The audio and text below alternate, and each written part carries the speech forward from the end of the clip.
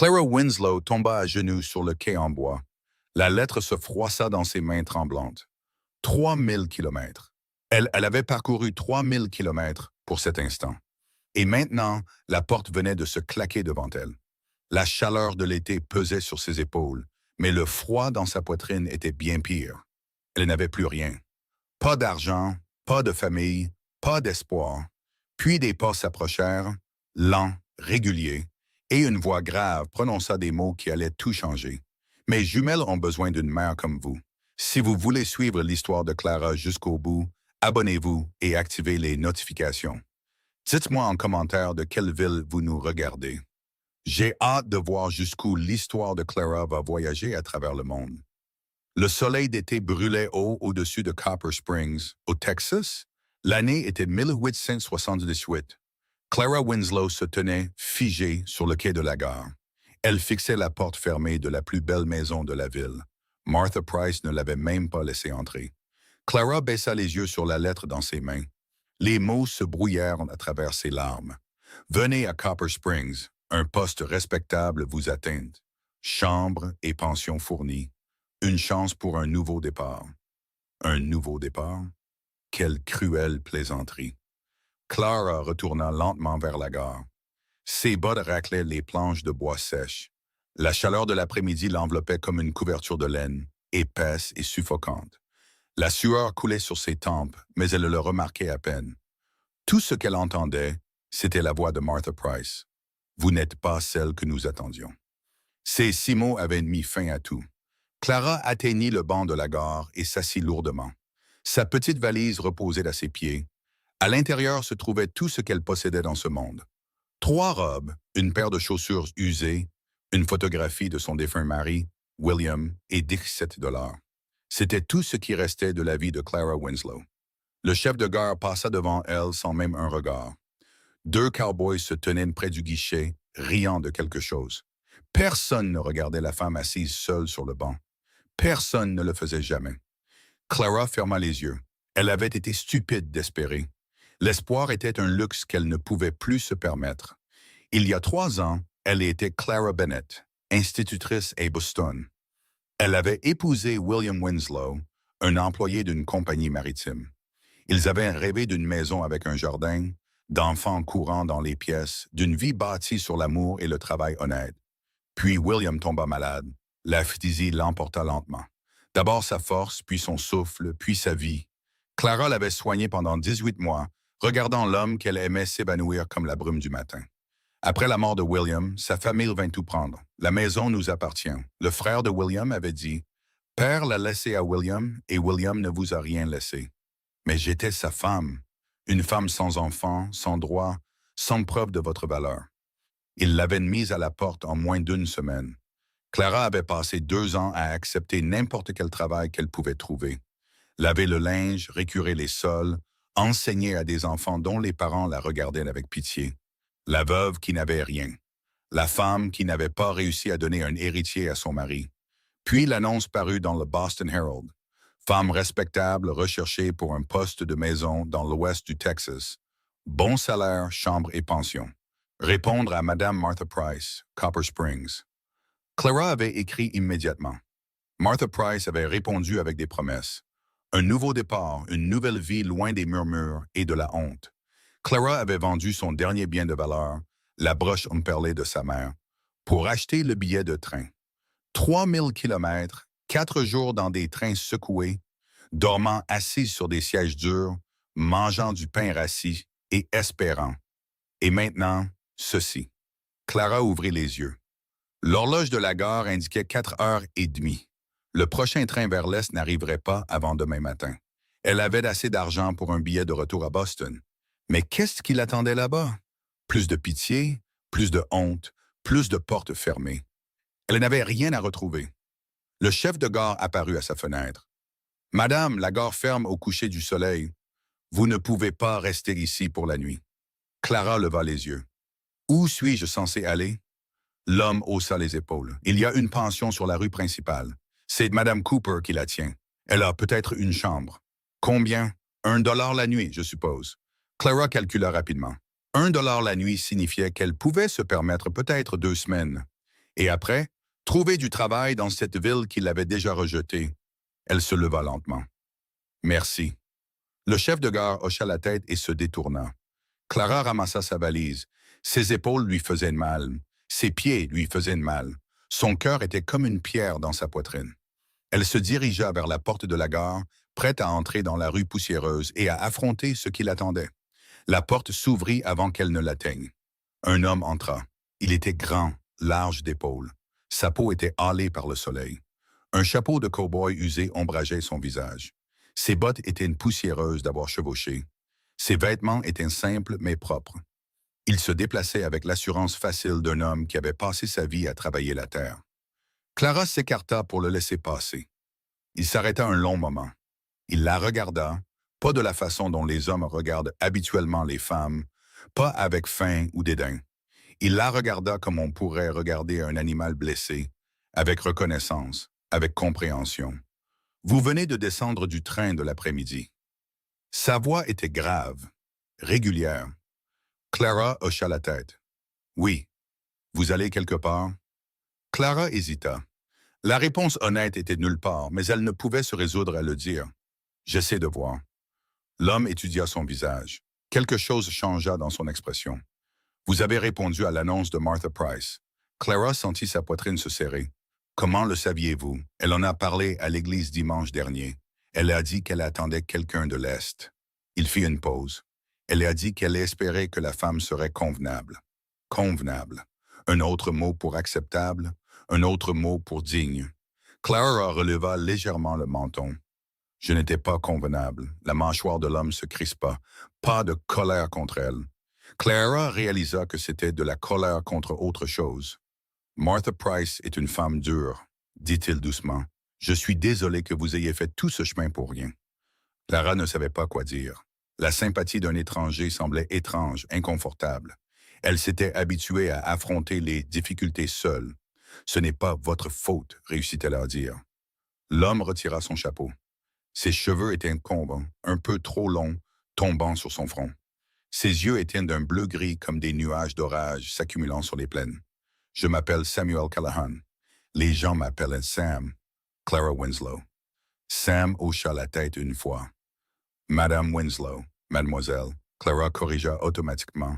Puis elle se reprit. Je veux dire, veuve. Mon mari est décédé il y a 3 ans. L'expression de Sam s'adoucit. Je suis désolé pour votre perte. Et je suis désolé pour... Clara s'arrêta. Elle ne savait pas de quoi elle s'excusait. Sa présence, son échec, son existence entière. Sam sembla comprendre. Pas besoin de s'excuser, madame. Il jeta un coup d'œil vers le guichet, puis de nouveau vers elle. Quelque chose se passait derrière ses yeux. Clara pouvait le voir réfléchir, peser quelque chose qu'elle ne comprenait pas. Avant qu'il ne puisse parler, la porte de la gare s'ouvrit à nouveau brusquement. 2 petites silhouettes se précipitèrent à l'intérieur. « Papa, papa, tu avais dit que tu serais rapide. » Clara recula de surprise alors que 2 petites filles couraient droit sur Sam. C'étaient des jumelles avec des tresses brunes identiques et des robes bleues assorties. Leurs visages étaient rougis par la chaleur de l'été et leurs yeux pétillaient d'impatience. « Tu as dit 5 minutes. » L'une d'elles accusa. « Ça fait bien plus de 5 minutes. » Sam s'agenouilla à leur niveau. « Je sais, ma chérie, j'ai été distrait. » L'autre jumelle regarda autour de son père. Ses yeux se posèrent sur Clara et s'écarquillèrent de curiosité. « C'est qui, elle? » Sam leva les yeux vers Clara. Quelque chose passa entre eux. Une question silencieuse, une réponse silencieuse. « C'est Madame Winslow, » dit Sam. « Elle vient d'arriver en ville. » La première jumelle s'approcha, étudiant Clara avec la franchise intrépide de l'enfance. « Tu as l'air triste. » La gorge de Clara se serra. « Les enfants voient toujours trop de choses aimants, » dit doucement Sam. « Ce n'est pas poli. »« Mais c'est vrai, papa. » L'autre jumelle, Lily, supposa Clara, hocha la tête en signe d'accord. « On dirait qu'elle a besoin d'un câlin. » Clara sentit les larmes la menacer. Elle les repoussa farouchement. Elle ne pleurerait pas devant des étrangers. Elle ne le ferait pas. Sam se leva, une main posée sur l'épaule de chaque fille. « Les filles, pourquoi n'attendez-vous pas dehors 1 minute? »« Mais, papa, juste 1 minute. » Les jumelles échangèrent un regard que seules les jumelles comprennent. Puis elles se tournèrent et se dirigèrent vers la porte, jetant des regards curieux en arrière vers Clara. Quand elles furent parties, Sam lui fit face complètement. Combien d'argent avez-vous? La question était directe, presque impolie, mais quelque chose dans son ton indiquait clairement qu'il ne demandait pas par jugement. Clara hésita, assez pour un billet de train pour l'Est ou quelques semaines à la pension. Et après? Clara n'avait pas de réponse. Sam hocha lentement la tête comme pour confirmer quelque chose qu'il soupçonnait déjà. Vous êtes venu ici pour chercher un poste, un endroit où rester, du travail à faire. Oui, et Martha Price vous a renvoyé parce que... Il s'interrompit. Peu importe, je sais pourquoi Martha Price renvoie les gens. Elle est comme ça depuis que son mari est mort et lui a laissé tout son argent. Elle pense qu'elle est meilleure que tout le monde dans ce comté. Clara ne dit rien. Elle avait appris il y a longtemps qu'il était inutile de se défendre contre de telles personnes. Sam prit une inspiration. Quand il parla de nouveau, sa voix était différente, plus basse, plus prudente. Ma femme est décédée il y a 3 ans. Comme votre mari. Clara leva les yeux. Je suis désolé. Morte en donnant naissance aux jumelles. La mâchoire de Sam se crispa. Je les élève seul depuis. Mon père aide quand il peut, mais il se fait vieux. Et les filles, il s'arrêta, recommença. Les filles ont besoin de plus que ce que je peux leur donner. Clara sentit le poids de ces mots. Elle les comprenait jusqu'au plus profond d'elle-même. Elles ont besoin d'une présence féminine, dit-elle doucement. Oui. Sam la regarda droit dans les yeux. Elles ont besoin d'une mère. Le mot flotta dans l'air entre eux. Le cœur de Clara se mit à battre la chamade. Elle ne comprenait pas ce qui se passait. Elle ne comprenait pas pourquoi cet étranger lui racontait ces choses. « Monsieur Callahan, je ne vous demande pas de m'épouser, » dit Sam rapidement. « Pas encore. Pas comme ça. Mais je vous demande de venir à mon ranch, de rester un moment, de voir si... » Il chercha ses mots, de voir si cela pourrait être un endroit pour vous. Clara le dévisagea. « Vous ne me connaissez pas. » « Non, vous ne savez rien de moi. Je sais que vous avez parcouru 3000 kilomètres sur le seul espoir. Je sais que Martha Price vous a regardé et n'a vu rien qui vaille la peine d'être gardé. Et je sais... » Sam fit une pause. « Je sais que mes filles sont entrées en courant dans cette gare et sont allées droit vers vous comme si elles vous attendaient depuis toujours. » Clara pensa aux jumelles, la façon dont elles l'avaient regardée, la façon dont l'une d'elles avait dit qu'elle avait besoin d'un câlin. « C'est de la folie, » murmura Clara. « Peut-être. » Sam remit son chapeau. « Mais j'ai appris que parfois, les choix les plus fous sont les bons. » L'esprit de Clara s'emballa. Chaque instinct qu'elle avait développé au fil des années de difficultés lui criait de refuser, de se protéger, de n'attendre rien de personne. Mais une autre voix, plus petite, plus silencieuse, posait une question différente. Et si c'était réel? Que ferais-je dans votre ranch? Aider avec les filles? Aider avec la maison? Mon père fait de la cuisine, mais il serait heureux d'avoir de l'aide. Le ton de Sam était pragmatique. Vous auriez votre propre chambre, un salaire si vous le souhaitez. Et si après 1 mois, vous décidez que ce n'est pas la vie pour vous, je vous conduirai moi-même à la gare et je paierai votre billet où que vous vouliez aller. Les mains de Clara tremblaient légèrement. Pourquoi feriez-vous cela pour une étrangère? Sam resta silencieux un long moment. Quand il répondit, sa voix était rauque. Parce que je vous ai regardé, debout dans cette gare, et j'ai vu quelqu'un à qui on a dit toute sa vie qu'elle n'était pas assez bien. Et je sais ce que ça fait. Il la regarda dans les yeux. La famille de ma femme disait que je n'étais pas assez bien pour elle. Ils disaient qu'un éleveur avec de la terre sous les ongles n'avait rien à faire à épouser leur fille. Mais elle m'a choisi quand même. Elle a vu quelque chose en moi qu'il ne pouvait pas voir. Clara sentit des larmes couler sur ses joues, malgré tous ses efforts. « Je ne sais pas si je peux être ce dont vos filles ont besoin. Moi non plus. » La voix de Sam s'adoucit, « Mais je suis prête à le découvrir si vous l'êtes. » L'horloge de la gare sonna bruyamment dans le silence. Dehors, Clara pouvait entendre les jumelles se parler. Leur voix était aiguë et vive, pleine de l'énergie que seuls les enfants possèdent. Elle pensa à Boston, aux pièces vides, aux regards apitoyés, au cycle sans fin de travail et de solitude. Elle pensa aux yeux froids de Martha Price et à ses paroles encore plus froides. Et elle pensa à cet homme debout devant elle, lui offrant quelque chose en quoi elle avait cessé de croire. Une chance, 1 mois, dit finalement Clara. Sa voix tremblait, mais ses mots étaient clairs. Je resterai 1 mois, et ensuite nous verrons. Sam hocha la tête. Quelque chose qui aurait pu être du soulagement traversa son visage. 1 mois, il tendit la main. Clara la regarda un instant, cailleuse, forte. La main d'un homme qui travaillait dur et ne demandait rien qu'il n'ait gagné. Elle la prit. Merci, Monsieur Callahan. Sam, corrigea-t-il. Si vous allez vivre sous mon toit, vous feriez mieux de m'appeler Sam. Clara faillit sourire. Sam. La porte de la gare s'ouvrit et les jumelles se précipitèrent à nouveau à l'intérieur, incapables de contenir leur curiosité plus longtemps. Papa, est-ce qu'elle vient avec nous? Est-ce qu'elle reste? Est-ce qu'elle peut s'asseoir à côté de moi dans le chariot? Non, elle s'assoit à côté de moi. Sam regarda Clara avec une pointe d'amusement dans les yeux. Toujours sûr de vous? Clara regarda les jumelles qui sautaient d'excitation. 2 petites filles qui avaient perdu leur mère.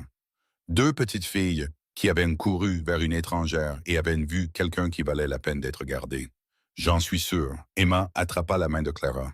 Ses petits doigts étaient chauds et collants de quelque chose qu'elle avait mangé plus tôt. Tu vas adorer notre ranch. Nous avons des chevaux et des poules, et grand-père fait les meilleurs biscuits du Texas. Lily attrapa son autre main. Et tu peux dormir dans la chambre à côté de la nôtre. Elle a une fenêtre qui donne sur les étoiles. Clara sentit quelque chose se briser à l'intérieur de sa poitrine. Quelque chose qu'elle avait gardé sous clé pendant 3 ans. L'espoir. Elle laissa les jumelles la tirer vers la porte, vers le chariot qui attendait dehors, vers un avenir qu'elle n'avait jamais imaginé. Derrière elle, Sam ramassa sa valise. Et quelque part au loin, le tonnerre gronda dans le ciel d'été. Le trajet en chariot dura près d'1 heure. Les jumelles parlèrent tout le long du chemin, racontant à Clara leurs chevaux, leurs poules, leur grand-père, leur cachette préférée, et environ 100 autres choses que Clara avait du mal à suivre. Sam conduisait en silence, mais Clara le surprit à regarder ses filles plusieurs fois. À chaque fois, quelque chose dans son expression s'adoucissait. « Il les aime », pensa Clara. « Il les aime plus que tout au monde. » Au moins, elle pouvait faire confiance à cela.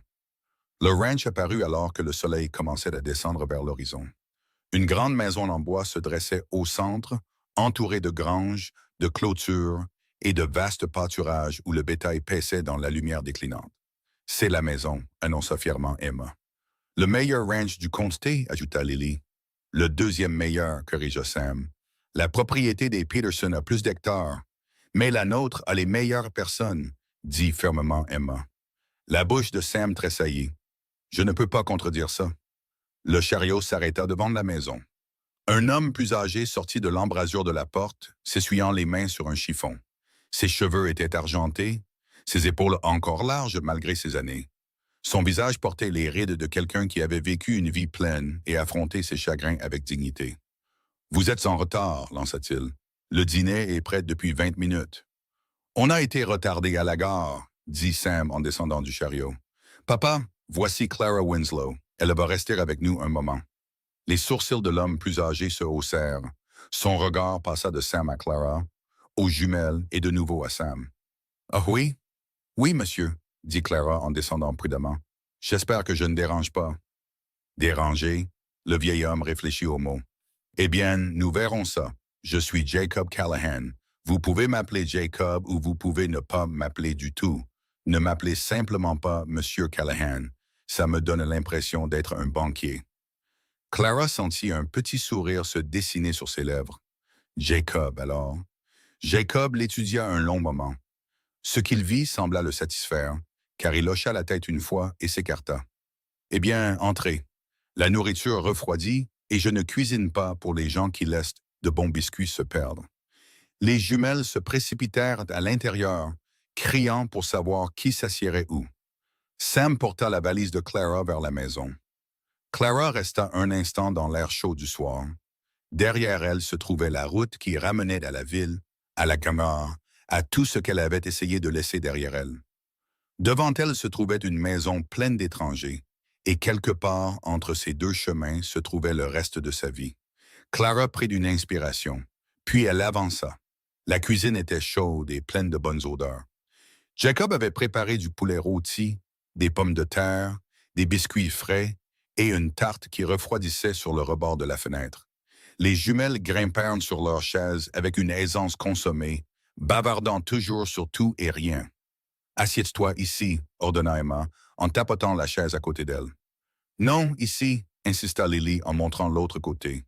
« Les filles, » dit doucement Sam, « laissez Madame Winslow choisir elle-même. » Clara regarda les deux visages impatients, deux enfants qui avaient perdu leur mère et cherchaient désespérément quelqu'un pour combler ce vide. Le poids de cette responsabilité s'installa sur ses épaules. Elle tira la chaise entre elles et s'assit. Les deux jumelles rayonnèrent. Le dîner se passa dans un tourbillon de conversation et de rire. Les jumelles dominèrent la plupart des discussions, mais Jacob intervenait de temps en temps avec des commentaires secs qui faisaient même sourire Sam. Clara écoutait surtout, essayant de comprendre les rythmes de cette famille dans laquelle elle était tombée. Ils étaient brisés, réalisa-t-elle, tout comme elle, mais ils avaient trouvé des moyens de continuer. Ils avaient construit quelque chose à partir des morceaux restants. Après le dîner, Sam se leva, les filles au lit. « Mais papa, on veut encore parler à Madame Winslow. Vous pourrez lui parler demain. Elle ne part pas ce soir. » Les jumelles regardèrent Clara avec une inquiétude soudaine. « Tu ne pars pas, n'est-ce que pas? » demanda Emma. Clara croisa le regard de l'enfant. « Je serai là demain matin. » Les deux filles se détendirent. Elles firent un câlin à leur père, embrassèrent la joue de leur grand-père et montèrent les escaliers en courant. « Bonne nuit, Madame Winslow. » Appelèrent-elles à l'unisson. « Bonne nuit, » répondit doucement Clara. Quand elles furent parties, le silence s'installa dans la cuisine. Jacob se leva et commença à débarrasser la table. « Je m'en occupe. Sam, pourquoi ne montres-tu pas sa chambre à Madame Winslow? » Sam hocha la tête. « Suivez-moi. » Clara ramassa sa valise et le suivit à travers la maison. Les pièces étaient simplement meublées, mais propres. Toutes montraient des signes de soin. Les parquets polis, les étagères bien rangées, les rideaux qui avaient été soigneusement reprisés. Sam s'arrêta à une porte près du bout du couloir. C'était... Il s'arrêta. Il reprit.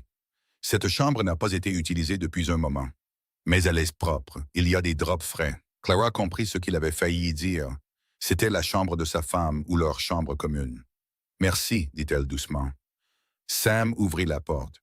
La chambre était petite mais confortable.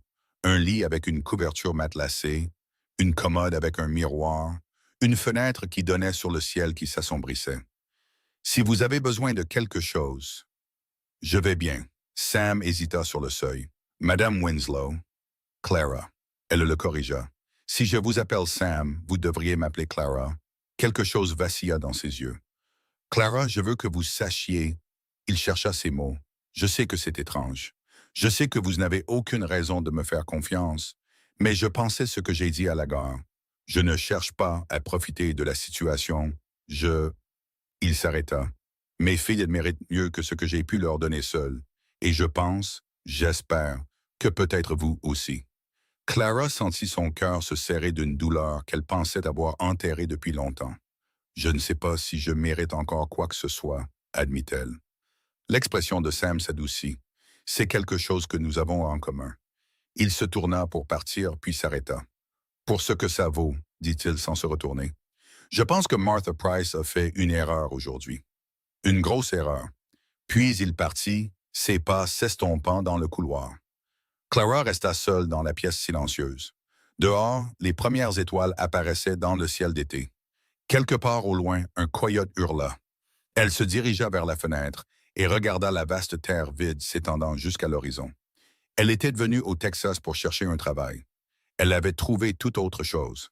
Ce que c'était, elle ne le savait pas encore. Mais pour la première fois en 3 ans, Clara Winslow sentit la plus faible lueur de quelque chose qu'elle pensait avoir perdu pour toujours. La possibilité. Elle défit sa valise lentement, suspendit ses 3 robes dans le petit placard, plaça la photographie de William sur la commode. Puis elle s'assit sur le bord du lit et laissa échapper un long soupir tremblant. Demain, elle commencerait sa nouvelle vie. Demain, elle apprendrait ce que signifiait faire partie de cette étrange famille. Demain, elle affronterait tous les défis qui l'attendaient. Mais ce soir, elle se reposerait. Clara s'allongea, tira la couverture sur ses épaules et ferma les yeux. Le sommeil vint rapidement, profond et sans rêve. Et quelque part dans la maison, deux petites filles se chuchotaient dans l'obscurité. « Je l'aime bien, Emma. »« Moi aussi, Lily. »« Tu crois qu'elle va rester? »« Je l'espère. »« Moi aussi. On devrait demander à papa de la faire rester. »« Papa ne peut pas obliger les gens à rester. Tu te souviens de ce que grand-père a dit? »« Qu'est-ce que grand-père a dit? » ?»« Il a dit que les gens restent quand ils trouvent une raison de le faire. » Nous devons être sa raison. Oh, une pause. Comment on fait ça? Je ne sais pas encore, mais on trouvera. D'accord. Bonne nuit, Lily. Bonne nuit, Emma. Le silence tomba sur le ranch Callahan, et dans sa chambre au bout du couloir, Clara Winslow dormit paisiblement pour la première fois en 3 ans. La lune d'été s'éleva haute au-dessus des plaines du Texas, jetant une lumière argentée sur la terre. Et le destin, patient comme toujours, commença à tisser ses fils. Clara se réveilla au son de petits pas courant devant sa porte, puis de chuchotements, de rires, puis d'autres pas, cette fois plus lents, essayant d'être silencieux, mais échouant complètement. Elle s'assit et se frotta les yeux. La lumière du soleil entrait par la fenêtre. La matinée était déjà chaude, promettant une autre journée torride au Texas. Un léger coup fut frappé à sa porte. « Madame Winslow, êtes-vous réveillée? » Clara reconnut la voix d'Emma. « Oui, je suis réveillée. » La porte s'entr'ouvrit. 2 visages apparurent dans l'ouverture, les yeux grands ouverts d'excitation. « Grand-père a fait des crêpes, » annonça Lily. « Et du bacon, » ajouta Emma. « Et il a dit que si vous ne descendez pas bientôt, papa mangera tout. » Clara sentit un sourire se dessiner sur ses lèvres malgré elle. « Nous ne pouvons pas laisser ça arriver. » Les jumelles sourirent et disparurent dans le couloir. Clara pouvait les entendre dévaler les escaliers en criant que Madame Winslow arrivait. Elle s'habilla rapidement de sa robe la plus simple, un simple coton bleu qui avait connu des jours meilleurs, mais qui était propre et pratique. Elle attacha ses cheveux, s'aspergea le visage d'eau de la bassine sur la commode et prit une profonde inspiration pour se calmer. Puis elle descendit pour commencer sa première vraie journée au ranch Callahan. La cuisine était déjà pleine de bruit et de mouvement quand elle arriva. Jacob se tenait au-dessus du poêle, retournant des crêpes avec une aisance consommée. Les jumelles étaient assises à table, se disputant à propos d'une grenouille qu'elles avaient trouvée la veille. Sam était assis au bout de la table, buvant du café et lisant un journal qui semblait dater de plusieurs jours. Il leva les yeux quand Clara entra. « Bonjour. »« Bonjour. » Jacob se détourna du poêle. « Asseyez-vous avant que ces deux-là ne mangent tout ce qui est en vue. Je jure qu'elles ont des jambes creuses. »« Pas du tout, » protesta Emma. « Des estomacs creux, peut-être, » ajouta Lily pensivement. Clara prit la même place que la veille au soir entre les jumelles. Emma poussa immédiatement une assiette vers elle. « Goûtez d'abord les crêpes. Grand-père a mis quelque chose de secret dedans. »« C'est de la vanille, » chuchota bruyamment Lily. « Il pense qu'on ne le sait pas. » Jacob grogna. « Petites espionnes, toutes les deux. » Le petit déjeuner passa rapidement. La nourriture était simple mais bonne, bien meilleure que tout ce que Clara avait mangé depuis des mois. Elle se sentit se détendre légèrement, écoutant le bavardage des jumelles, observant la manière aisée dont Jacob et Sam se déplaçaient l'un autour de l'autre. Cette famille avait des rythmes, des schémas construits au fil des années de vie commune. Clara était une étrangère qui regardait de l'extérieur, mais personne ne la faisait se sentir malvenue. Quand le repas se termina, Sam se leva et mit son chapeau. « Je dois vérifier la clôture dans le pâturage sud. »« Papa, tu t'occupes des filles? » Comme toujours. Les yeux de Sam se posèrent sur Clara. Quelque chose de non dit passa entre eux. Une question peut-être, ou une réassurance. Je serai de retour avant le dîner. Puis il partit, la porte se refermant derrière lui. Jacob commença à faire la vaisselle. Les jumelles étaient assises, agitées, visiblement pleines de projets. « Madame Winslow, » dit Emma avec soin, « voulez-vous voir les chevaux? »« Et les poules, » ajouta Lily, « et notre cachette secrète dans la grange. » Clara regarda Jacob, incertaine. Le vieil homme agita la main. « Allez-y, elles attendent depuis ce matin pour vous faire visiter. Ne les laissez simplement pas vous entraîner dans des bêtises. »« Nous ne sommes jamais bêtes, » dit solennellement Emma. « Nous sommes toujours raisonnables, » acquiesça Lily. L'expression de Jacob suggérait qu'il n'en croyait pas un mot. Clara se leva. « Très bien, montrez-moi tout. » Les jumelles attrapèrent ses mains et la tirèrent vers la porte, leur excitation débordant en un flot de paroles rapides sur tout ce qu'elles voulaient partager. Pendant les 2 heures suivantes, Clara suivit les filles à travers le ranch. Elles lui montrèrent les chevaux, 6 au total, y compris une douce jument nommée Starlight, que les jumelles revendiquaient comme leur favorite personnelle. Elles lui présentèrent des poules, dont chacune avait apparemment un nom et une personnalité distinctes. Elles l'entraînèrent dans leur cachette secrète, un coin de la grange rempli de vieilles couvertures, de fleurs sauvages, de bocaux fêlés et d'une collection de roches intéressantes. C'est ici que nous venons quand nous voulons être seuls, expliqua Emma. Mais vous pouvez venir ici aussi, ajouta rapidement Lily, si vous voulez. Clara s'agenouilla pour examiner une pierre blanche et lisse. C'est magnifique. J'ai trouvé celle-là près du ruisseau, dit fièrement Lily. Papa dit que c'est peut-être du quartz. C'est quoi du quartz? Demanda Emma. Une roche spéciale, je crois. Clara retourna la pierre dans sa main. Elle capta la lumière qui filtrait à travers les lattes de la grange, brillant faiblement. Votre père a raison, c'est du quartz. Les deux filles rayonnèrent comme si elles venaient de confirmer quelque chose de magique. Elles les parlèrent longtemps dans ce coin poussiéreux de la grange. Les jumelles posèrent à Clara des questions sur Boston, sur les trains, sur si elle avait déjà vu l'océan. Clara répondit aussi honnêtement qu'elle le pouvait, surprise de la facilité avec laquelle il était de parler à ses enfants. Elles avaient une fin d'attention, réalisa-t-elle, non pas parce qu'elles étaient négligées. Sam et Jacob les aimaient clairement profondément, mais parce qu'il leur manquait quelque chose de spécifique.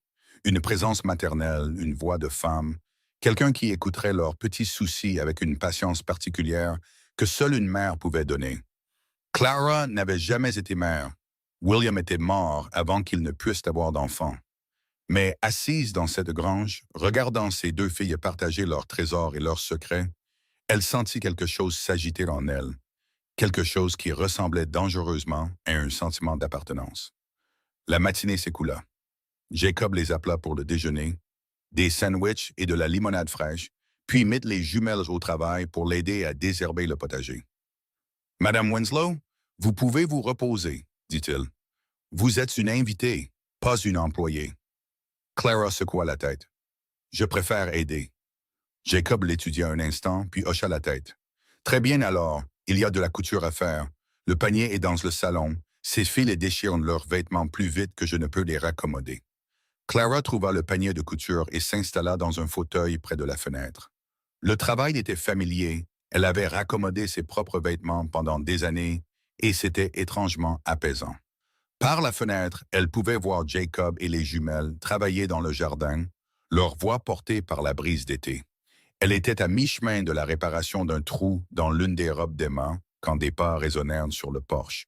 Clara leva les yeux, s'attendant à Sam. À la place, une femme se tenait sur le seuil. Elle avait peut-être 50 ans, des cheveux striés d'argent tirés en arrière sévèrement et une robe qui semblait bien trop élégante pour la campagne.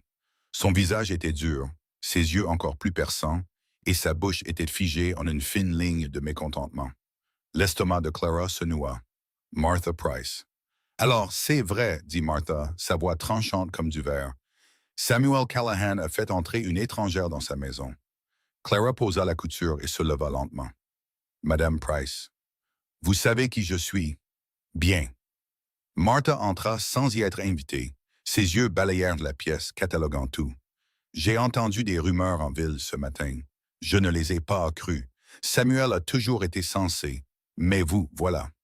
Je suis ici en tant qu'invité. » « Une invitée? » Les lèvres de Martha se retroussèrent. « C'est comme ça qu'on appelle ça? » Clara sentit la chaleur monter à ses joues. « Je ne sais pas ce que vous insinuez, mais... » « Je n'insinue rien, j'énonce des faits. » Martha se rapprocha. « Vous êtes arrivé à Copper Springs hier sans rien, sans référence, sans famille, sans réputation. Et en quelques heures, vous avez réussi à convaincre un éleveur veuf de vous accueillir chez lui où dorment ses jeunes filles.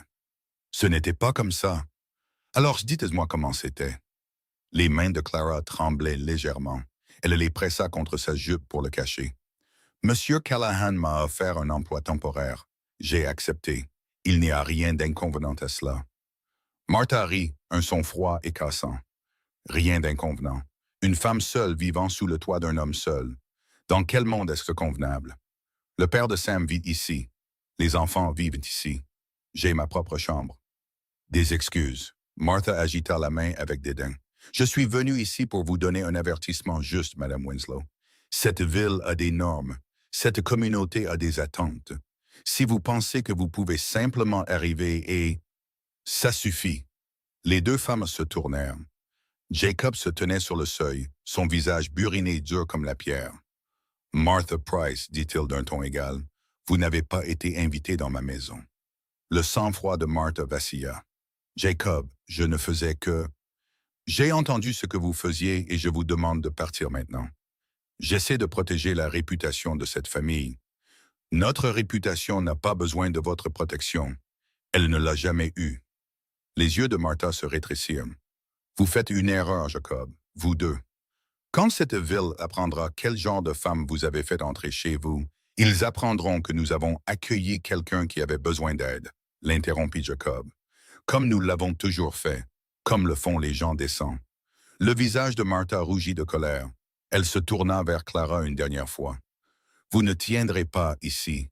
Cette ville n'accepte pas les étrangers.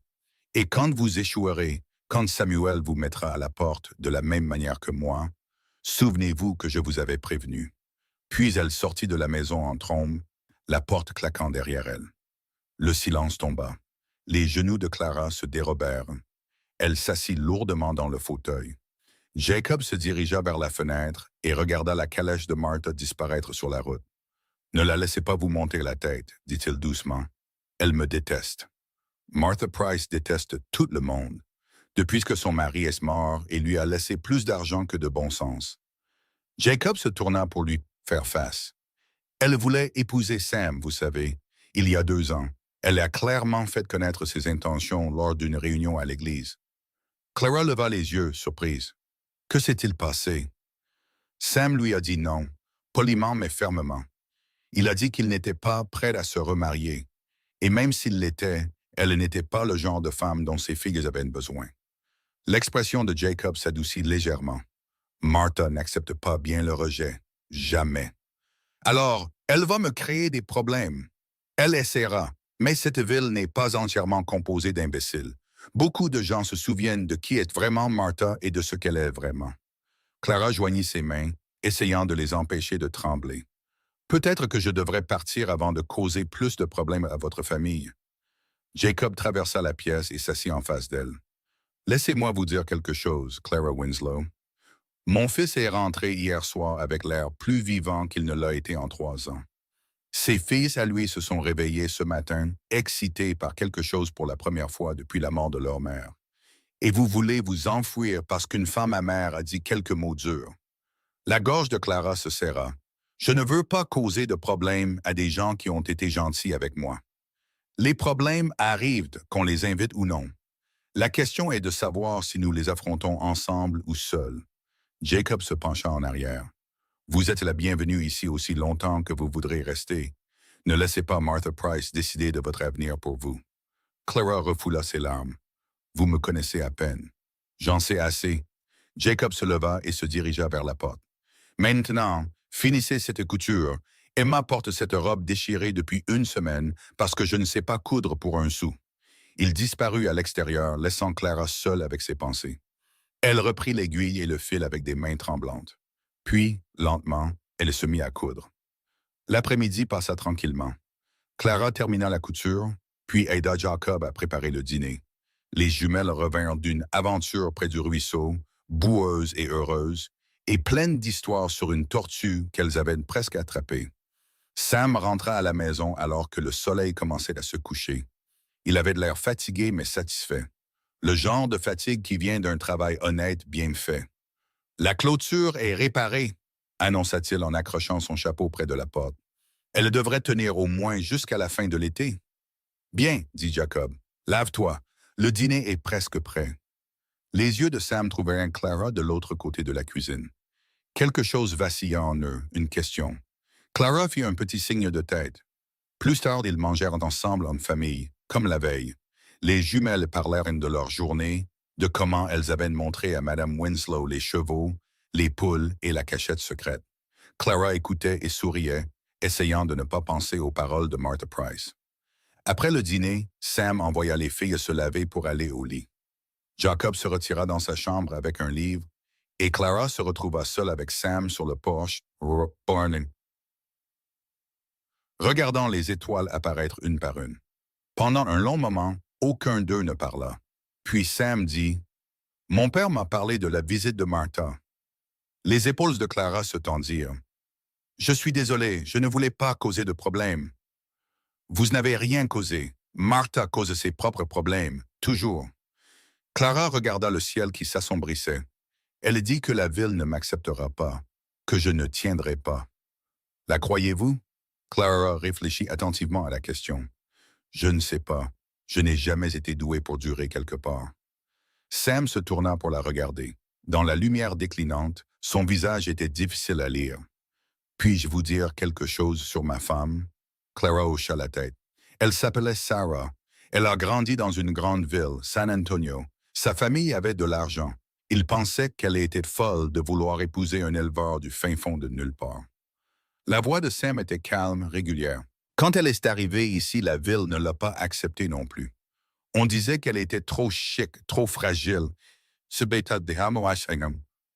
Elle ne survivrait pas à son premier hiver. Que s'est-il passé? Elle leur a prouvé qu'ils avaient un tort. Elle a travaillé plus dur que quiconque ne s'y attendait, s'est fait des amis une personne à la fois, et finalement, même les gens qui doutaient d'elle ont fini par l'aimer. Clara sentit de nouveau les larmes la menacer. Elle semble remarquable. Elle l'était. Sam fit une pause. Mais elle n'a pas commencé comme ça. Elle a commencé en ayant peur, tout comme vous. Elle a commencé en se demandant si elle n'avait pas fait une terrible erreur. La voix de Clara sortit comme un murmure. « Comment savez-vous que j'ai peur? » « Parce que j'avais peur aussi. Je le suis encore certains jours. » Sam regarda de nouveau les étoiles. Être parent, gérer un ranch, me demander si je fais quoi que ce soit de bien. La peur ne disparaît pas. On apprend juste à continuer d'avancer malgré elle. Ils restèrent assis dans un silence confortable pendant un moment. L'air du soir était chaud et doux, portant l'odeur de la sauge et de la poussière. Finalement, Sam reprit la parole. « Martha créera des problèmes. Je veux que vous y soyez préparés. Je sais. Elle a des amis en ville, des gens influents. Elle essaiera de monter les gens contre vous. Je comprends. » Sam se tourna pour lui faire face directement. « Mais voici ce que je veux que vous vous souveniez. Quoi que Martha dise, quoi que quiconque dise, vous avez une place ici aussi longtemps que vous le voudrez. Ce n'est pas Boston. Nous ne mettons pas les gens à la porte parce que quelqu'un avec de l'argent nous dit de le faire. » Clara sentit quelque chose se briser en elle. Toute la peur, tout le doute, toutes les années où on lui avait dit qu'elle n'était pas assez bien, tout cela se fissura comme la glace sur une rivière au printemps. « Merci, réussit-elle à dire, pour tout. » Sam hocha la tête une fois. « Reposez-vous. Demain, nous allons à l'église. Toute la ville sera là. » Clara sentit une nouvelle vague d'anxiété. L'église. La meilleure façon d'affronter les commérages est de le faire de front. Laissez-les vous voir. Laissez-les se faire leur propre opinion. Sam se leva et s'étira. « Vous avez survécu à Martha Price. Le service du dimanche devrait être facile. » Il entra, laissant Clara seule avec les étoiles. Elle resta assise longtemps, pensant à tout ce qui s'était passé au cours des 2 derniers jours. Le rejet, la gare, le cowboy aux yeux doux et les jumelles sans mère. Demain, elle affronterait la ville dont Martha Price l'avait prévenue. Demain, elle apprendrait si elle avait vraiment une place dans ce nouveau monde étrange. Mais ce soir, pour la première fois depuis des années, Clara Winslow ne se sentait pas seule. Elle se leva, jeta un dernier regard au ciel infini du Texas et entra pour dormir. Le matin arriva trop vite. Clara se réveilla avec les jumelles qui sautaient sur son lit, l'informant qu'elles avaient choisi sa plus belle robe pour l'église. « La bleue avec les petites fleurs, » dit Emma. « C'est la plus jolie. » « Grand-père l'a déjà repassée, » ajouta Lily. « Il est doué pour le repassage. » Clara rit malgré sa nervosité.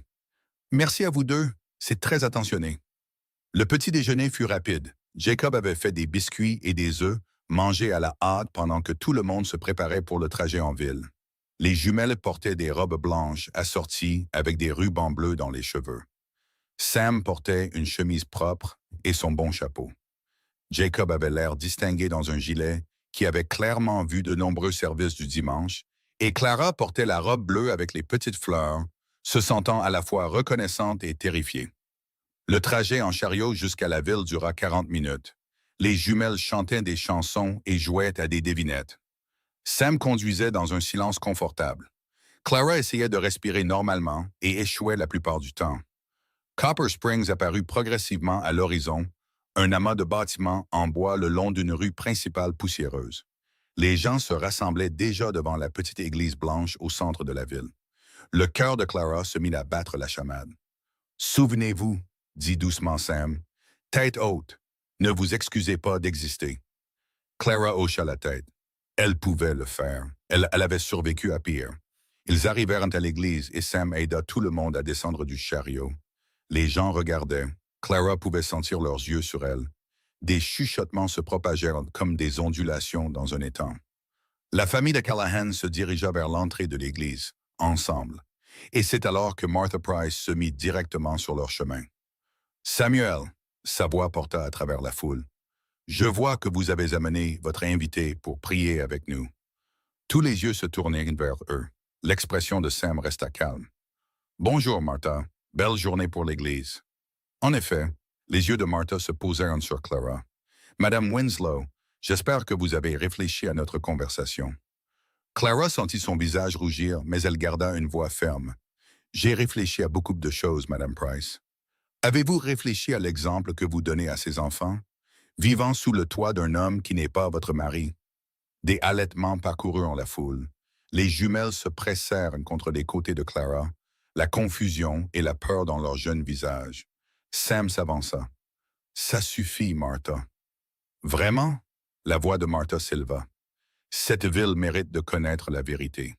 Cette femme est arrivée ici sans rien, sans référence, sans réputation, sans preuve de qui elle prétend être. Et vous l'avez accueillie dans votre maison, dans la vie de vos enfants. Ce que je fais dans ma maison est mon affaire. Cela devient l'affaire de tout le monde lorsque les normes morales sont en jeu. » Martha se tourna pour s'adresser à la foule qui regardait. « Combien d'entre vous accueilleraient un étranger dans leur maison? Un étranger qui pourrait être n'importe qui aurait pu faire n'importe quoi. » Des murmures se propagèrent dans la foule. Certains visages montraient le doute, d'autres une suspicion manifeste. Clara sentit le froid familier se répandre dans sa poitrine. C'était ça. C'était le moment où il se retournerait contre elle. C'était le moment où la porte se refermerait à nouveau, puis une voix trancha les chuchotements. « C'est tout un discours, Martha. Avez-vous des preuves pour l'accompagner? » Une femme s'avança de la foule. Elle avait peut-être 60 ans, avec des yeux bienveillants et des cheveux argentés rentrés sous un bonnet pratique. Sa robe était simple mais propre, et elle se tenait avec l'autorité tranquille de quelqu'un qui avait gagné le respect à la dure. Le sang-froid de Martha vacilla. « Madame Webb, femme du révérend, cela ne vous concerne pas. Tout dans cette ville me concerne, Martha Price. J'ai vécu ici 40 ans. J'ai vu des gens arriver et partir, et j'ai appris que les accusations les plus virulentes viennent souvent des cœurs les plus vides. » La foule se déplaça. Certaines personnes hochèrent la tête en signe d'accord. Le visage de Martha devint rouge. « J'essaie de protéger cette communauté. Vous essayez de protéger votre fierté. » La femme se rapprocha, se plaçant entre Martha et la famille Callahan. « Vous avez offert un poste à cette jeune femme, puis vous l'avez rejetée sans raison. Maintenant, vous la punissez pour avoir trouvé de la gentillesse ailleurs. Ce n'est pas. C'est exactement ce que c'est. Et tout le monde ici le sait. » Le silence tomba sur la foule. Martha regarda autour d'elle, cherchant du soutien. Elle trouva peu de visages amicaux. Finalement, elle se redressa, raide. « Nous verrons ce que vous penserez tous dans un mois, quand la vérité éclatera. » Elle se tourna et se dirigea vers l'église, le dos rigide de fureur. La femme aux yeux bienveillants se tourna vers Clara.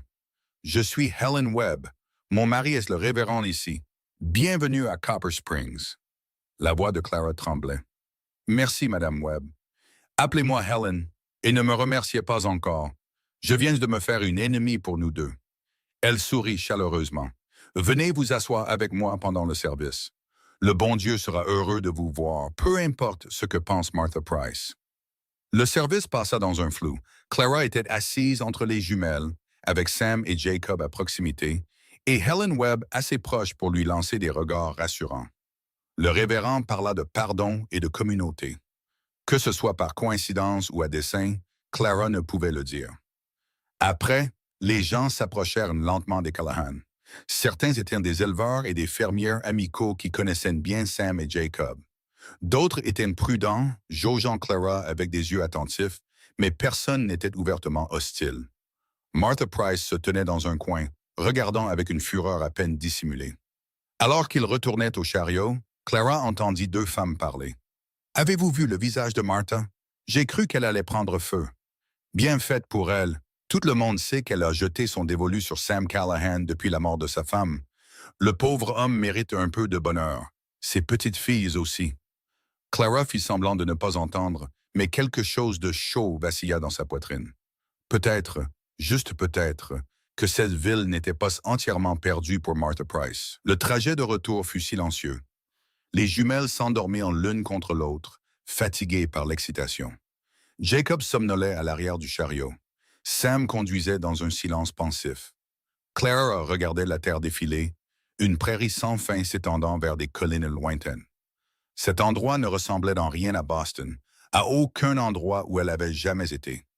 Et pourtant, il commençait à ressembler à quelque chose qu'elle n'avait jamais attendu. Il commençait à ressembler à un foyer. Clara, elle se tourna au son de son nom. Sam la regardait avec une expression qu'elle ne pouvait pas tout à fait lire. « Oui?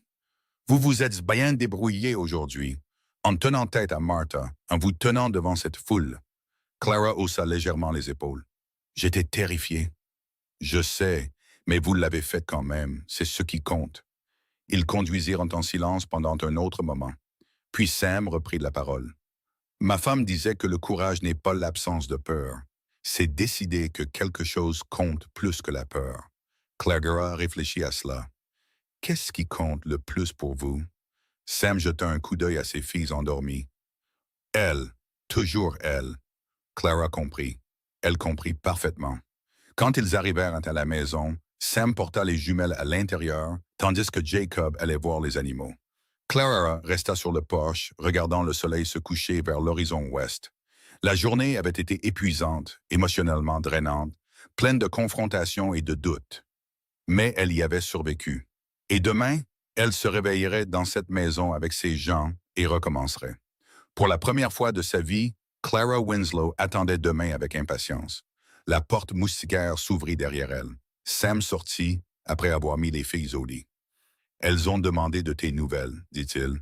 Elles voulaient s'assurer que tu serais là à leur réveil. » Clara sourit. « Je serai là. » Sam hocha la tête.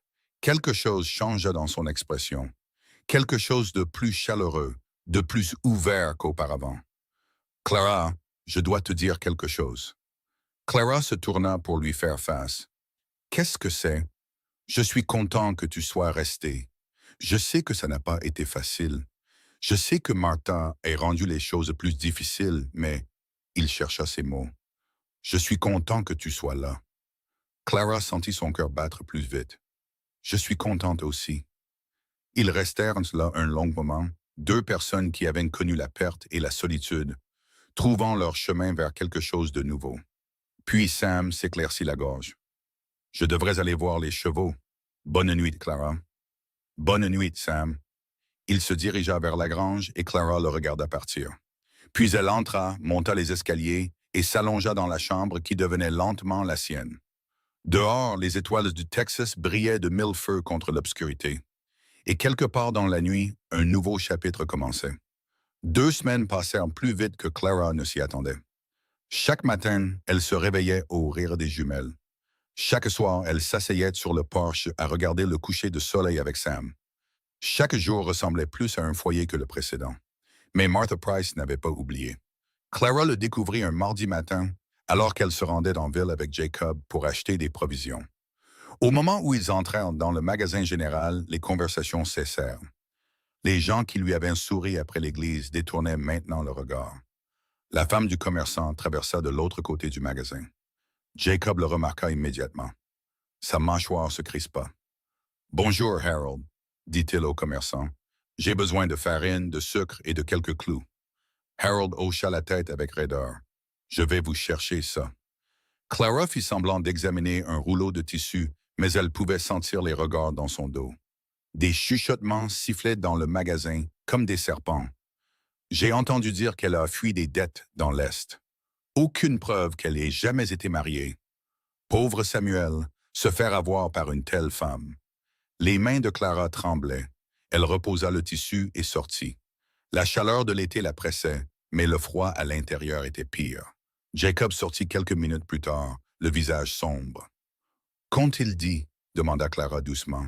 « Rien qui vaille la peine d'être répété. »« Jacob, s'il vous plaît. » Le vieil homme soupira lourdement. « Martha a été occupée. Elle raconte aux gens que vous êtes une fraudeuse, que vous avez inventé un mari mort pour paraître respectable, que vous êtes venu ici pour piéger Sam dans un mariage et voler son ranch. » Clara sentit le sang quitter son visage. « Ce n'est pas vrai. Rien de tout cela n'est vrai. Je le sais. Sam le sait. Mais Martha a des amis, de l'argent, de l'influence. » Jacob chargea les provisions dans le chariot. Certaines personnes croient en ce qu'elles veulent croire. Ils rentrèrent à la maison en silence. Clara fixait ses mains, se souvenant de chaque rejet, de chaque porte fermée, de chaque voix qui lui avait dit qu'elle ne valait rien. Elle avait été stupide de penser que le Texas serait différent. Quand ils arrivèrent au ranch, Sam attendait sur le porche. Un regard sur le visage de Clara lui dit tout. « Que s'est-il passé? » Jacob répondit avant que Clara ne puisse parler. « Martha répand son venin. La moitié de la ville croit que Clara est une sorte d'arnaqueuse. » L'expression de Sam s'assombrit. Que dit-elle exactement? Que Clara ait menti sur le fait d'être veuve. Qu'elle est venue ici pour voler votre argent. Que... Jacob s'arrêta. Que quoi? Que vous partagez un lit depuis la première nuit. Clara sentit ses joues brûler de honte. Sam, je n'ai jamais... Je sais. La voix de Sam était dure, mais pas contre elle. Je sais exactement ce que tu as fait et ce que tu n'as pas fait. C'est l'œuvre de Martha, pas la tienne. Il se dirigea vers la grange, la fureur dans chaque pas. « Où vas-tu? » appela Jacob. « En ville, ça se termine aujourd'hui. » Clara courut après lui. « Sam, attends, si tu l'affrontes, tu ne feras qu'empirer les choses. Elle détruit ta réputation, notre réputation.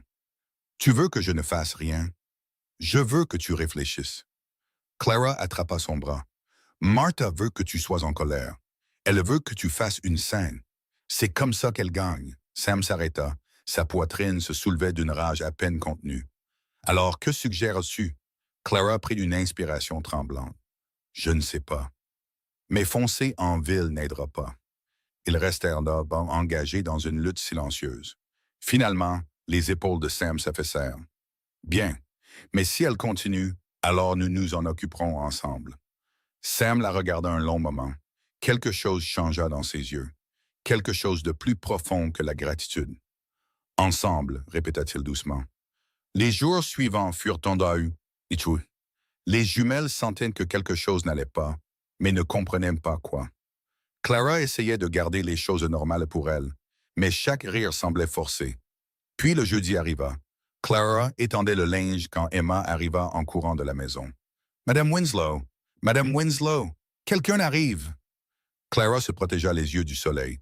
Une calèche approchait, belle et chère, rien à voir avec les chariots pratiques de la campagne. Son estomac se noua. Elle reconnut cette calèche. Martha Price en descendit avant que les roues ne s'arrêtent complètement. Mais elle n'était pas seule. Un homme la suivait, grand, mince, avec des cheveux huilés et un costume de ville qui semblait ridicule sous le soleil du Texas. Le sang de Clara se glaça. Elle connaissait cet homme. « Madame Winslow », appela Martha d'une voix mielleuse. Ou devrais-je dire Mademoiselle Bennet. Clara ne pouvait ni bouger, ni respirer. Le monde bascula sous ses pieds. « Je vois que vous reconnaissez Monsieur Thomas Winslow », continua Martha, son sourire acéré comme un rasoir. « Le frère de votre mari, celui que vous avez volé avant de fuir au Texas. » Thomas Winslow s'avança. Ses yeux étaient froids et cruels, exactement comme Clara s'en souvenait. « Bonjour, Clara. Pensais-tu vraiment pouvoir fuir éternellement? » Sam sortit en trombe de la porte d'entrée. « Qu'est-ce qui se passe, mon sang? » Martha se tourna vers lui avec une satisfaction empoisonnée. « J'ai amené quelqu'un qui peut vous dire la vérité sur votre invité, Samuel. la vérité qu'elle cache. Thomas sortit un papier plié de sa poche. Ceci est un mandat d'arrêt contre Clara Bennett. Elle a volé des objets de valeur de notre domaine familial avant de disparaître. Une broche en perles, des chandeliers en argent, près de 300 dollars en espèces. C'est un mensonge. Clara retrouva enfin sa voix. Je n'ai jamais rien volé. La broche appartenait à ma mère. William me l'a donnée en cadeau de mariage. William est mort. Il ne peut rien confirmer. La voix de Thomas dégoulinait d'une fausse sympathie. Et vous n'avez aucune preuve de vos affirmations. Sam se plaça entre Clara et les autres. Je ne sais pas qui vous êtes, mais vous n'emmènerez personne de ma propriété. C'est une affaire légale, Monsieur Callahan, dit Thomas doucement. Le shérif de Boston a émis ce mandat. Je suis simplement ici pour que justice soit faite. Justice? Sam rit amèrement. Vous avez fait 3000 kilomètres pour une broche en perles. Le sang-froid de Thomas vacilla. C'est une question de principe. Notre famille ne tolérera pas les voleurs. Votre famille a jeté une veuve en deuil à la rue. La voix de Clara se brisa. J'ai soigné votre frère pendant 18 mois. Je lui ai tenu la main quand il est mort. Et vous êtes arrivé à ses funérailles en exigeant que je quitte la seule maison que j'avais. Vous n'aviez aucun droit légal. J'étais sa femme, je l'aimais.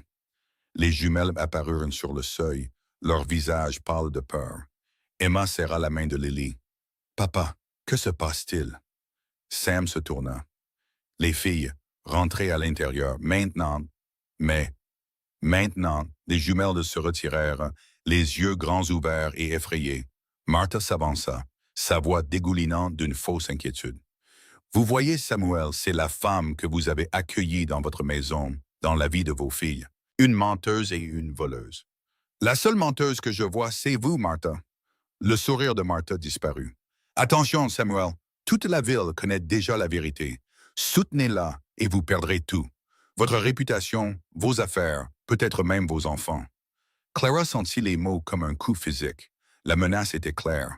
Martha utiliserait tout, les commérages, le mandat, le scandale, pour détruire Sam s'il n'abandonnait pas Clara. Et le pire, c'est que cela pourrait fonctionner.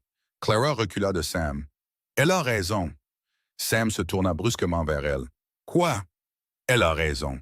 Si tu me soutiens, elle te détruira. Tes filles souffriront. Ton ranch fera faillite. Tout ce que tu as construit. »« Arrête! » Sam attrapa ses épaules. « N'ose pas abandonner. »« Je n'abandonne pas. Je te protège. Je n'ai pas besoin de protection. J'ai besoin que tu te battes. » Les yeux de Clara s'emplirent de larmes. « Me battre pourquoi? Tout le monde croit que je suis une criminelle. Même si je prouve que Martha a tort à propos du vol, le mal est fait. Ta réputation est ruinée juste parce que tu me connais. Alors, qu'elle soit ruinée. » Clara le dévisagea. « Tu ne le penses pas. Je pense chaque mot. » La prise de Sam sur ses épaules se resserra. « Quand Sarah est morte, j'ai cru que ma vie était finie. J'ai passé 3 ans à survivre. Pas à vivre. Juste survivre. Puis tu es arrivé. Et pour la première fois depuis que j'ai enterré ma femme, j'ai ressenti autre chose que du chagrin. Sam, tu crois que je me soucie de ce que cette ville pense? Tu crois que je me soucie de la réputation? Mes filles sourient grâce à toi. Mon père rit grâce à toi. Je me réveille en attendant la journée avec impatience grâce à toi. » La voix de Martha trancha le moment. Comme c'est touchant, mais la sentimentalité ne la sauvera pas de la loi. Thomas s'avança, brandissant le mandat. « Le shérif sera là d'ici une semaine. Soit Mademoiselle Bennett se rend pacifiquement, soit elle sera emmenée de force. » Sam se tourna lentement pour leur faire face. Quand il parla, sa voix était d'un calme mortel. « Sortez de ma propriété. » « Monsieur Callahan, je dois vraiment insister. » J'ai dit « Sortez de ma propriété. Maintenant, avant que j'oublie que je suis un homme chrétien. » Les yeux de Martha brillaient de fureur. « Tu le regretteras, Samuel. Quand le shérif viendra, quand la ville se retournera contre toi, quand tes filles auront honte de leur père. Mes filles n'auront jamais honte d'un homme qui protège les innocents. » Sam fit un pas vers elle. « Maintenant, partez, et si vous revenez un jour, je vous ferai arrêter pour violation de propriété. » Le sang-froid de Martha se brisa enfin. La rage tordit ses traits en quelque chose de laid. « Très bien, ruine-toi, ruine ta famille, mais ne viens pas ramper vers moi quand tout s'effondrera. Elle retourna en trombe à la calèche. Thomas suivit, lançant à Clara un dernier regard venimeux. « Ce n'est pas fini, dit-il doucement. Tu ne peux pas te cacher éternellement. » La calèche s'éloigna, laissant des nuages de poussière dans son sillage. Sam se tourna vers Clara. Elle tremblait, des larmes coulant sur son visage. « Je suis désolé, murmura-t-elle. Je suis tellement désolé. J'aurais dû te parler de Thomas, de tout ça. Pourquoi ne l'as-tu pas fait? Parce que j'avais honte, parce que je pensais... » Sa voix se brisa. « Je pensais que si tu savais la vérité, tu me mettrais à la porte, comme tout le monde. » Sam la prit dans ses bras. Elle s'effondra contre sa poitrine, sanglotant. « Jamais, murmura-t-il dans ses cheveux. Jamais. » Ils restèrent là longtemps, se tenant l'un l'autre tandis que le soleil d'été tapait. Finalement, Clara se recula. « Que faisons-nous maintenant? » La mâchoire de Sam se serra de détermination. « Nous trouvons des preuves, les vraies preuves. Si Thomas a déposé un faux mandat, il y aura des registres, des témoins, quelque chose qui prouve que tu dis la vérité. » Comment? Tout est à Boston, à 3000 kilomètres d'ici. Alors nous écrirons des lettres, nous contacterons des avocats, nous ferons tout ce qu'il faut. Sam prit son visage entre ses mains. Je ne vais pas te perdre à cause des complots de Martha Price. Tu comprends? Clara hocha faiblement la tête. Bien, maintenant entre. Les filles ont peur et elles ont besoin de voir que tout va bien se passer. Clara essuya ses larmes. Est-ce que tout va bien se passer? Sam regarda vers l'horizon où la calèche de Martha avait disparu. Je ne sais pas, admit-il, mais je sais que je me battrai pour toi jusqu'à mon dernier souffle, et je sais que tu vaux la peine de se battre. Clara prit sa main. Ensemble, ils retournèrent vers la maison où deux petits visages effrayés regardaient par la fenêtre. La semaine qui suivit fut la plus longue de la vie de Clara. La nouvelle se répandit dans Copper Springs comme une traînée de poudre. Le shérif de Boston arrivait. Clara Winslow était une criminelle recherchée. Samuel Callahan avait perdu la tête en protégeant une voleuse. Certaines personnes cessèrent de faire des affaires avec le ranch. D'autres traversaient la rue pour éviter Clara en ville. Les jumelles rentrèrent en larmes d'une visite chez un voisin parce que les enfants de là-bas avaient traité leur amie de méchante dame. Mais tout le monde ne se détourna pas. Helen Webb vint en visiter le samedi, apportant du pain frais et une loyauté féroce. « Martha Price est un serpent, déclara-t-elle, assise à la table de la cuisine. Elle l'a toujours été. Mon mari et moi n'en croyons pas un mot. »« Merci, Helen, dit Clara doucement, mais ce que vous croyez n'a peut-être pas d'importance. Si le shérif me ramène à Boston, alors nous nous battrons. Il y a des lois contre les fausses accusations, et il y a de bonnes personnes dans cette ville qui voient clair dans le jeu de Martha. » Jacob leva les yeux de son café. « Combien de bonnes personnes? Assez pour faire une différence? » Helen hésita. « Plus que vous ne le pensez. Martha a du pouvoir, mais elle s'est aussi fait des ennemis. Des gens qui se souviennent de la façon dont elle traitait ses domestiques. Comment elle a escroqué la veuve Morrison de la terre de son mari. Comment elle... » Elle s'arrêta brusquement. « Comment elle, quoi? » demanda Sam. L'expression de Helen devint troublée. « Il y a quelque chose que vous devriez savoir sur Martha et son défunt mari. » Clara se pencha en avant. « Quoi à leur sujet? Harold Price est mort il y a 5 ans. Officiellement, c'était une crise cardiaque. » Helen baissa la voix. « Mais il y a eu des rumeurs. Son médecin pensait que les symptômes étaient étranges. Et Martha a tout hérité. Chaque centime, chaque hectare, tout ce qui aurait dû revenir aux frères d'Harold. » Les yeux de Sam se rétrécirent. « Vous dites que Martha... » Je dis qu'il y avait des questions. Des questions qui n'ont jamais eu de réponse parce que Martha avait assez d'argent pour les faire disparaître. Le silence tomba sur la cuisine. Clara sentit un frisson lui parcourir l'échine. Si Martha était capable de ça, elle était capable de tout. « Nous devons trouver des preuves, dit finalement Sam, pas seulement sur Clara, sur tout ce que Martha a fait. »« Comment? » demanda Clara. « Si elle a payé pour couvrir la mort de son mari, elle paiera pour couvrir tout le reste. » Helen sourit sombrement. « L'argent peut acheter le silence, mais il ne peut pas acheter la loyauté. Il y a des gens qui ont travaillé pour Martha qui pourraient être prêts à parler s'ils savaient qu'ils n'affronteraient pas sa colère seule. » Qui? Son ancienne gouvernante, par exemple. Une femme nommée Dolly May. Martha l'a renvoyée l'année dernière sans la payer. La dernière fois que j'ai entendu parler d'elle, elle vivait avec sa sœur en dehors de la ville. Sam se leva. Alors c'est là que je vais. Je viens avec toi, dit Clara.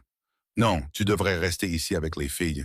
Si Martha tente quelque chose pendant mon absence, Jacob sera là. Et je suis fatigué de me cacher, Sam.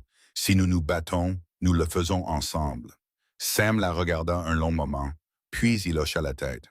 Ensemble, allons-y. Ils trouvèrent Dolly May dans une minuscule cabane à 3 miles de Copper Springs. C'était une petite femme aux cheveux gris et aux yeux méfiants qui s'écarquillèrent quand elle vit Clara. « Vous êtes celle dont Martha parle. »« Oui, madame, dit Clara, et j'ai besoin de votre aide. » Dolly May hésita, puis elle s'écarta. « Entrez, j'attendais que quelqu'un tienne enfin tête à cette femme. » Ce que Dolly May leur raconta changea tout. Le mari de Martha n'était pas mort d'une crise cardiaque. Il avait été lentement empoisonné sur plusieurs mois. Dolly May avait vu Martha mélanger quelque chose dans son thé. Quelque chose d'une petite bouteille qu'elle gardait cachée dans sa chambre. « J'avais trop peur pour dire quoi que ce soit, » admit Dolly May, sa voix tremblante. « Elle a menacé de me ruiner si je parlais.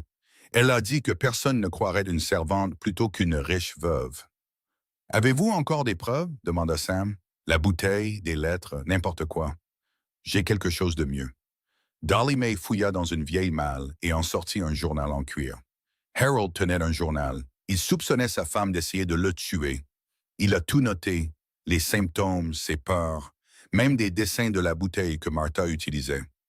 Les mains de Clara tremblaient en prenant le journal. « Pourquoi n'avez-vous montré ça à personne? »« Parce que j'avais peur. Parce que Martha a du pouvoir.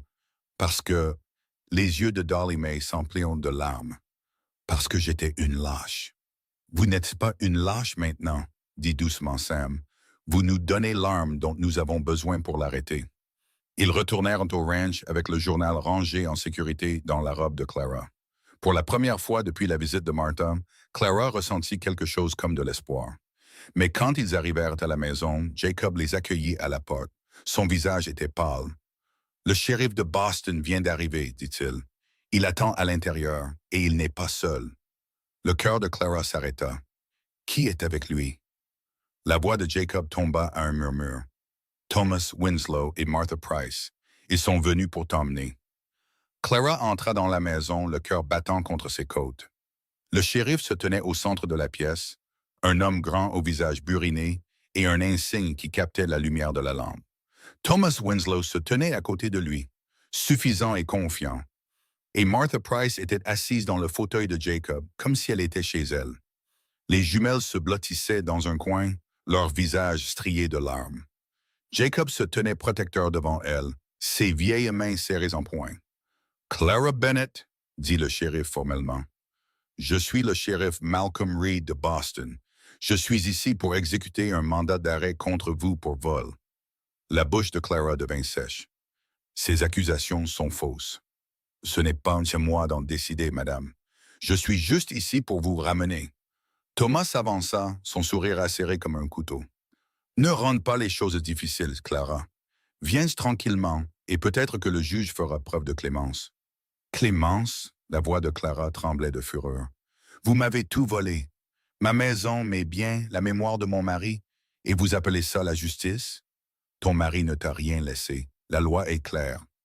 La loi que l'argent de votre famille a achetée. » Sam se plaça aux côtés de Clara.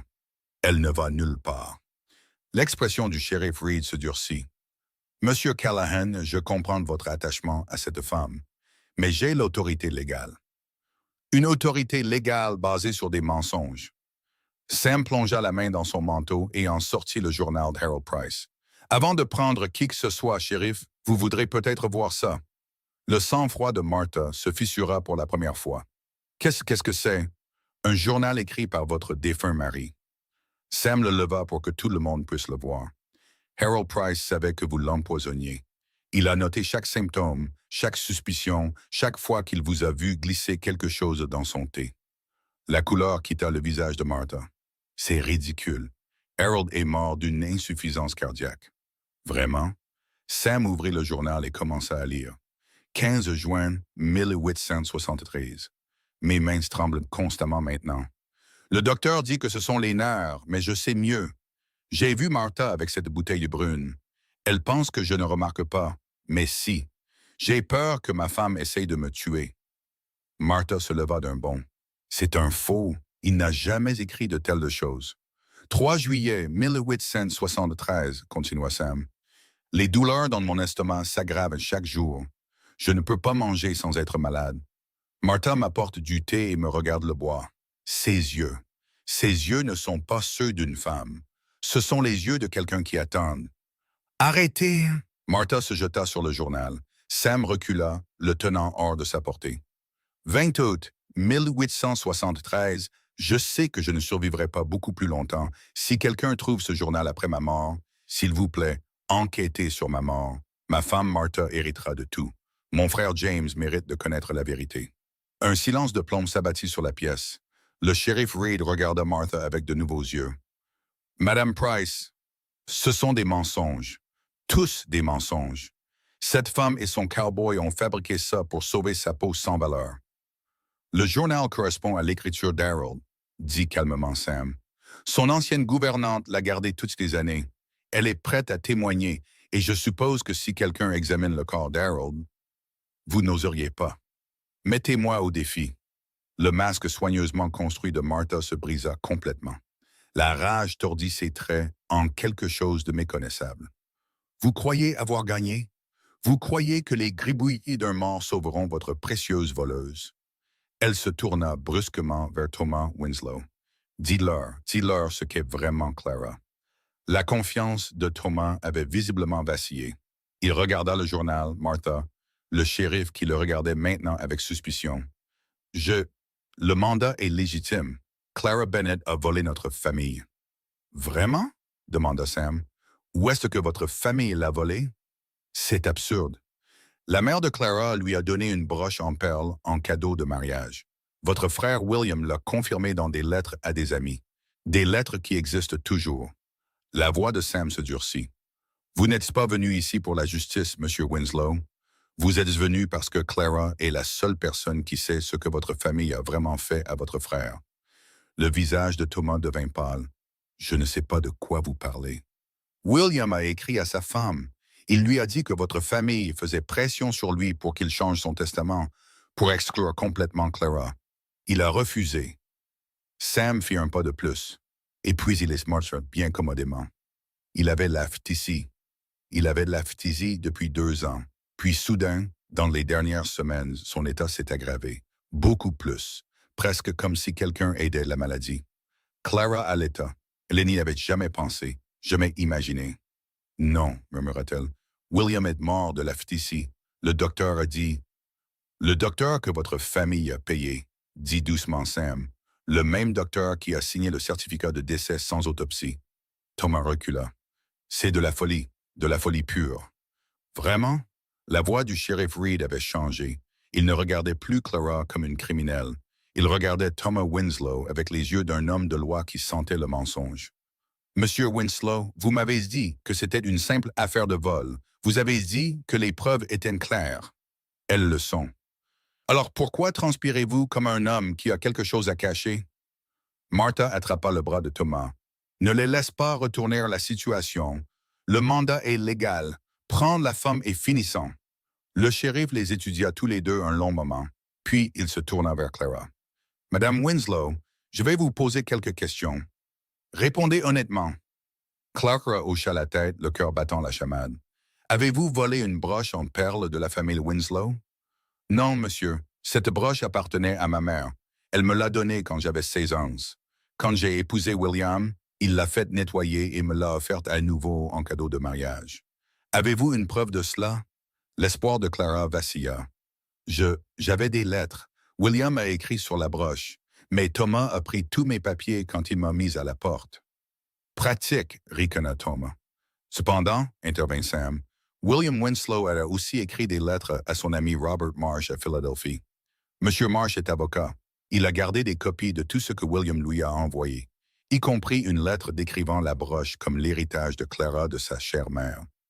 Le ricanement de Thomas disparut. « Comment savez-vous ça? » demanda-t-il.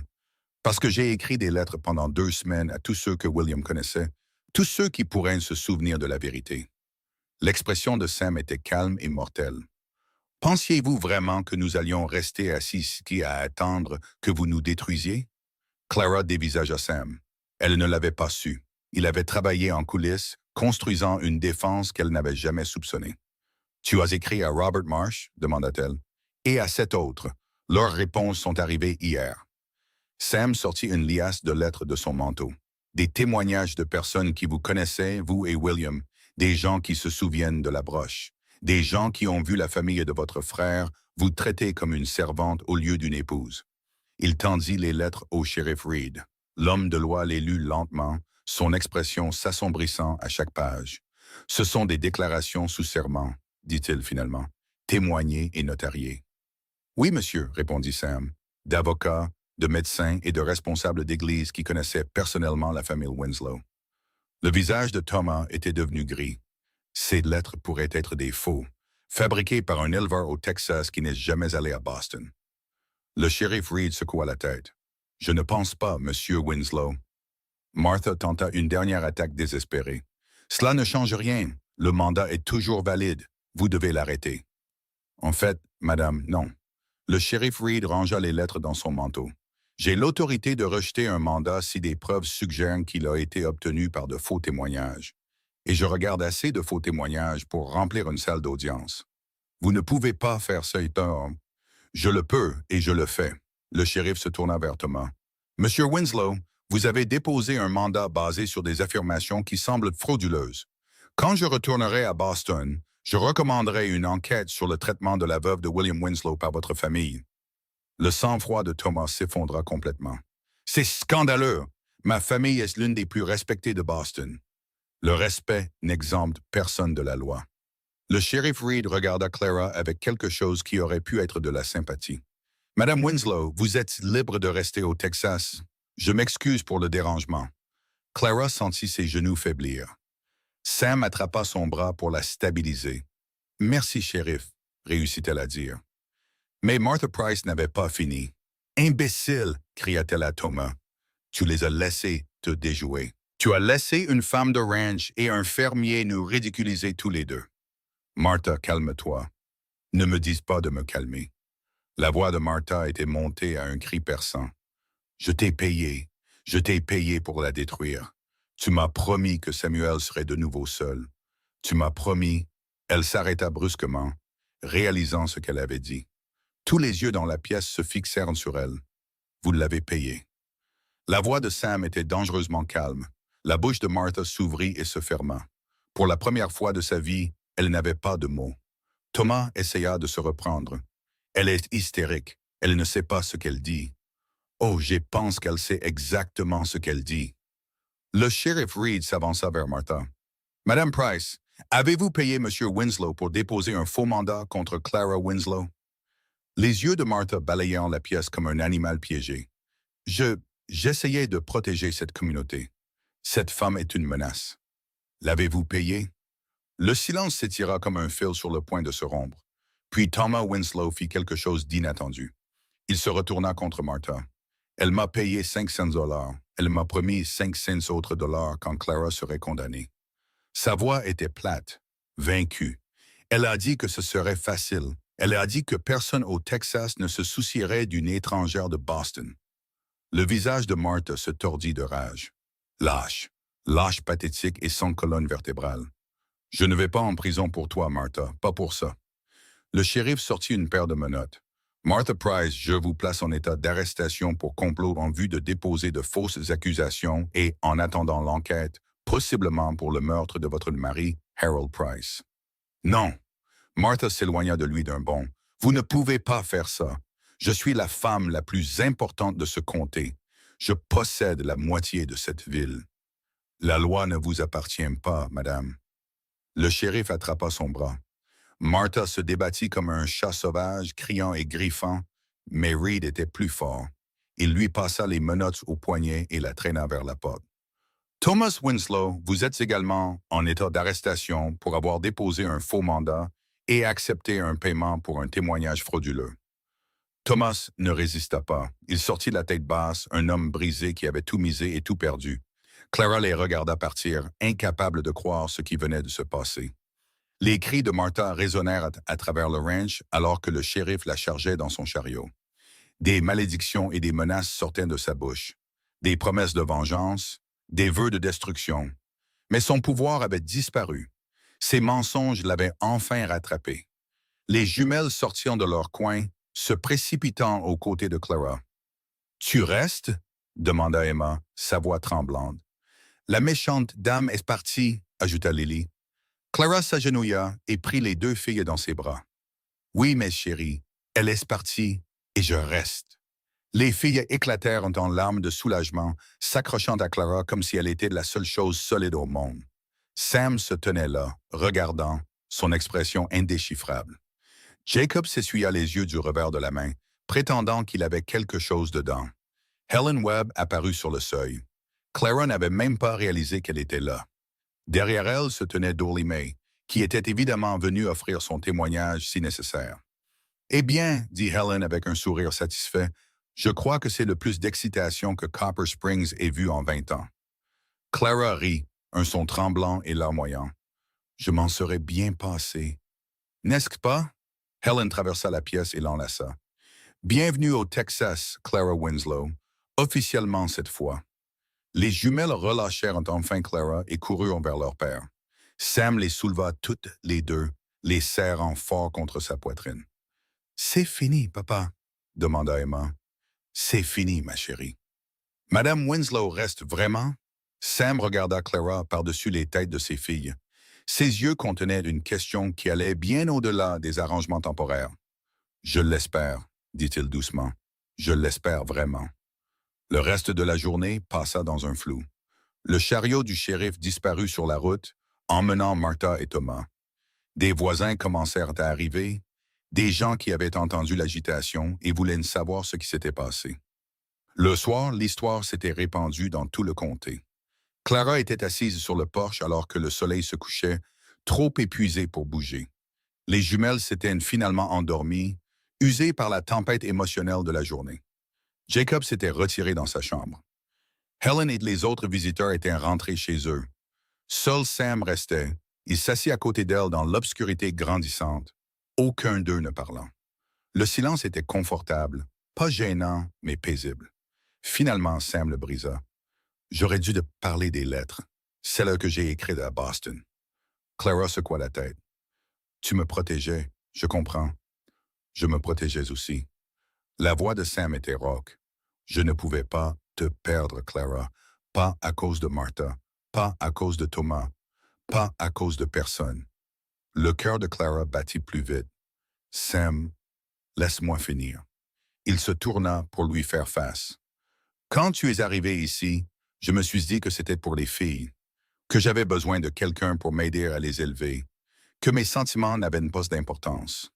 Et maintenant, je sais que je me mentais à moi-même. » Sam prit sa main. Sa paume était cailleuse et chaude. « Je t'aime, Clara. Je t'aime depuis cette nuit à la gare, quand tu m'as regardé avec ses yeux tristes et que tu m'as fait confiance quand même. » Clara sentit des larmes couler sur ses joues. « J'avais peur de te faire confiance. Peur de faire confiance à qui que ce soit. Je sais, mais tu l'as faite quand même. » Sam porta sa main à ses lèvres et embrassa doucement ses phalanges. « C'est la chose la plus courageuse que j'ai jamais vue. » « Sam, je ne suis pas courageuse. Je suis brisée. Je suis brisée depuis des années. Les choses brisées peuvent être réparées. » La voix de Sam s'adoucit, si elles le veulent. Clara le regarda dans les yeux, ses yeux bleu-gris qui l'avaient vue au plus bas et ne s'étaient jamais détournés. « Je le veux, » murmura-t-elle. Sam la serra contre lui. Clara posa sa tête contre sa poitrine, écoutant son cœur battre, régulier et fort comme tout le reste chez lui. « Épouse-moi, dit-il. » Clara releva la tête. « Quoi? Épouse-moi, Clara. Sois ma femme, sois une mère pour mes filles. Construis une vie avec moi sur ce ranch, loin de tous ceux qui t'ont jamais fait de mal. Sam, nous ne nous connaissons que depuis quelques semaines. Je t'ai connu toute ma vie. Je ne t'avais simplement pas encore rencontré. » Clara rit à travers ses larmes. « Ça n'a pas de sens. L'amour n'a pas besoin d'avoir de ce sens. Sam prit son visage entre ses mains. Je ne te demande pas de décider ce soir. Je te demande d'y réfléchir, de penser à ce que nous pourrions avoir ensemble. Clara regarda vers la maison où dormaient les jumelles, deux petites filles qui avaient attrapé ses mains et refusé de lâcher prise. Deux petites filles qui avaient besoin d'une mère. Elle pensa à Boston, aux chambres froides, aux lits vides, à la solitude sans fin. Elle pensa à la gare où tout avait changé. Et elle pensa à cet homme qui avait vu sa valeur quand personne d'autre ne le pouvait. Je n'ai pas besoin d'y réfléchir, dit-elle doucement. L'expression de Sam vacilla de peur. Clara, oui, il se figea. Oui, oui, je t'épouserai, Samuel Callahan.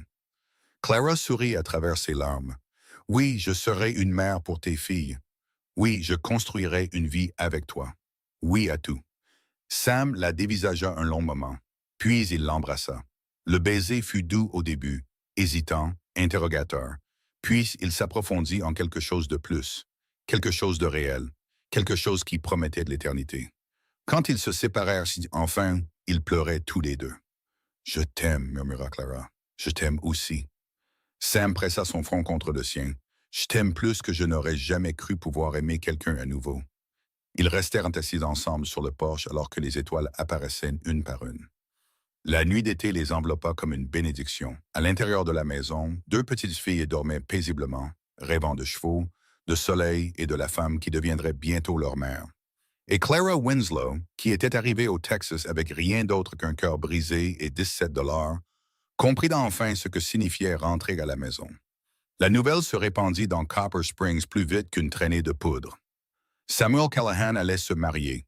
La femme que Martha Price avait tenté de détruire allait devenir sa femme. Certains célébraient, d'autres chuchotaient, mais Clara ne se souciait plus des chuchotements. Le mariage fut fixé 3 semaines après la demande de Sam.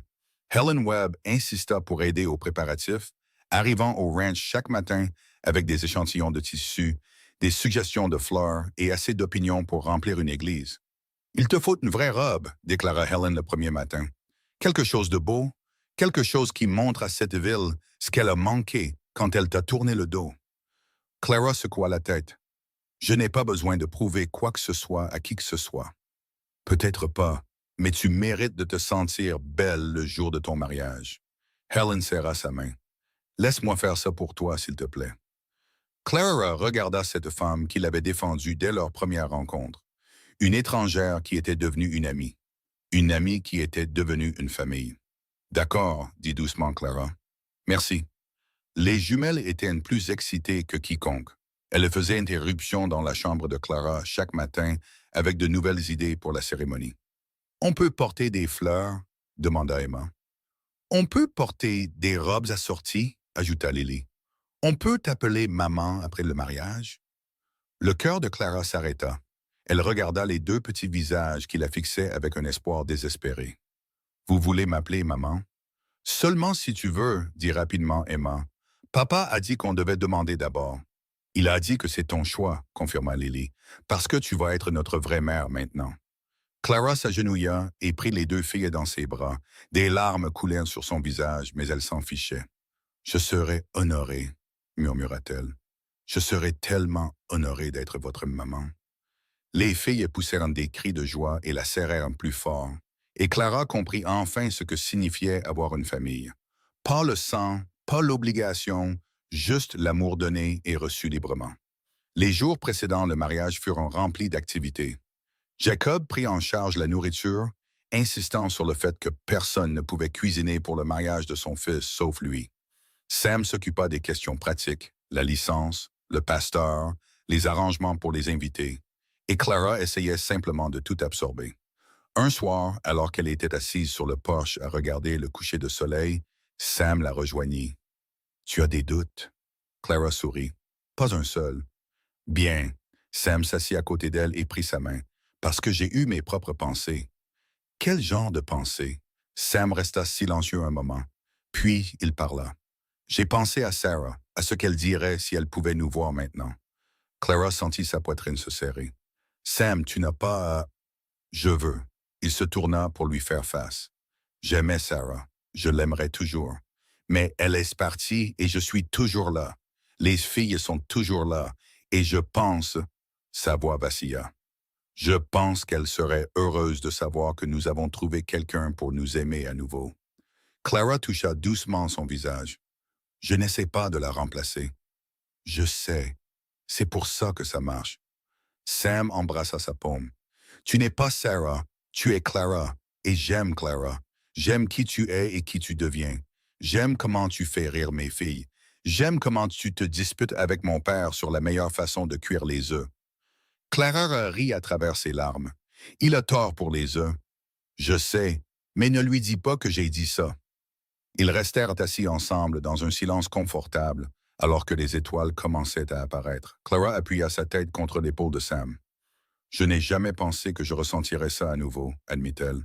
Après la mort de William, je pensais que cette partie de ma vie était terminée. Et maintenant? Maintenant, je pense que ça ne faisait que commencer. Tout ce qui s'est passé avant, la perte, la douleur, le rejet, tout cela me menait ici. Elle leva les yeux vers lui. À toi, ô fille, à cette vie que je n'ai jamais su que je voulais. Sam la serra plus fort. Alors, je suis reconnaissant pour chaque étape de ce voyage, même les plus difficiles. Même Martha Price? Sam rit. Eh bien, peut-être pas elle spécifiquement, mais même Martha est servie à quelque chose. Elle nous a montré pourquoi nous nous battions. Clara hocha lentement la tête. J'ai entendu dire qu'elle est en prison à Austin, en attente de son procès pour le meurtre d'Harold. Et Thomas Winslow est en route pour Boston pour y faire face à des accusations. La voix de Sam contenait une satisfaction sombre. La justice est peut-être lente, mais elle finit par arriver. Je l'espère. Clara ferma les yeux. J'espère qu'ils auront tous les deux ce qu'ils méritent. Ils l'auront, mais ce n'est plus notre problème maintenant. Sam lui releva le menton. Notre problème, c'est de construire un avenir ensemble. Clara l'embrassa doucement. Ensemble. Le jour du mariage arriva avec un ciel clair et des brises chaudes.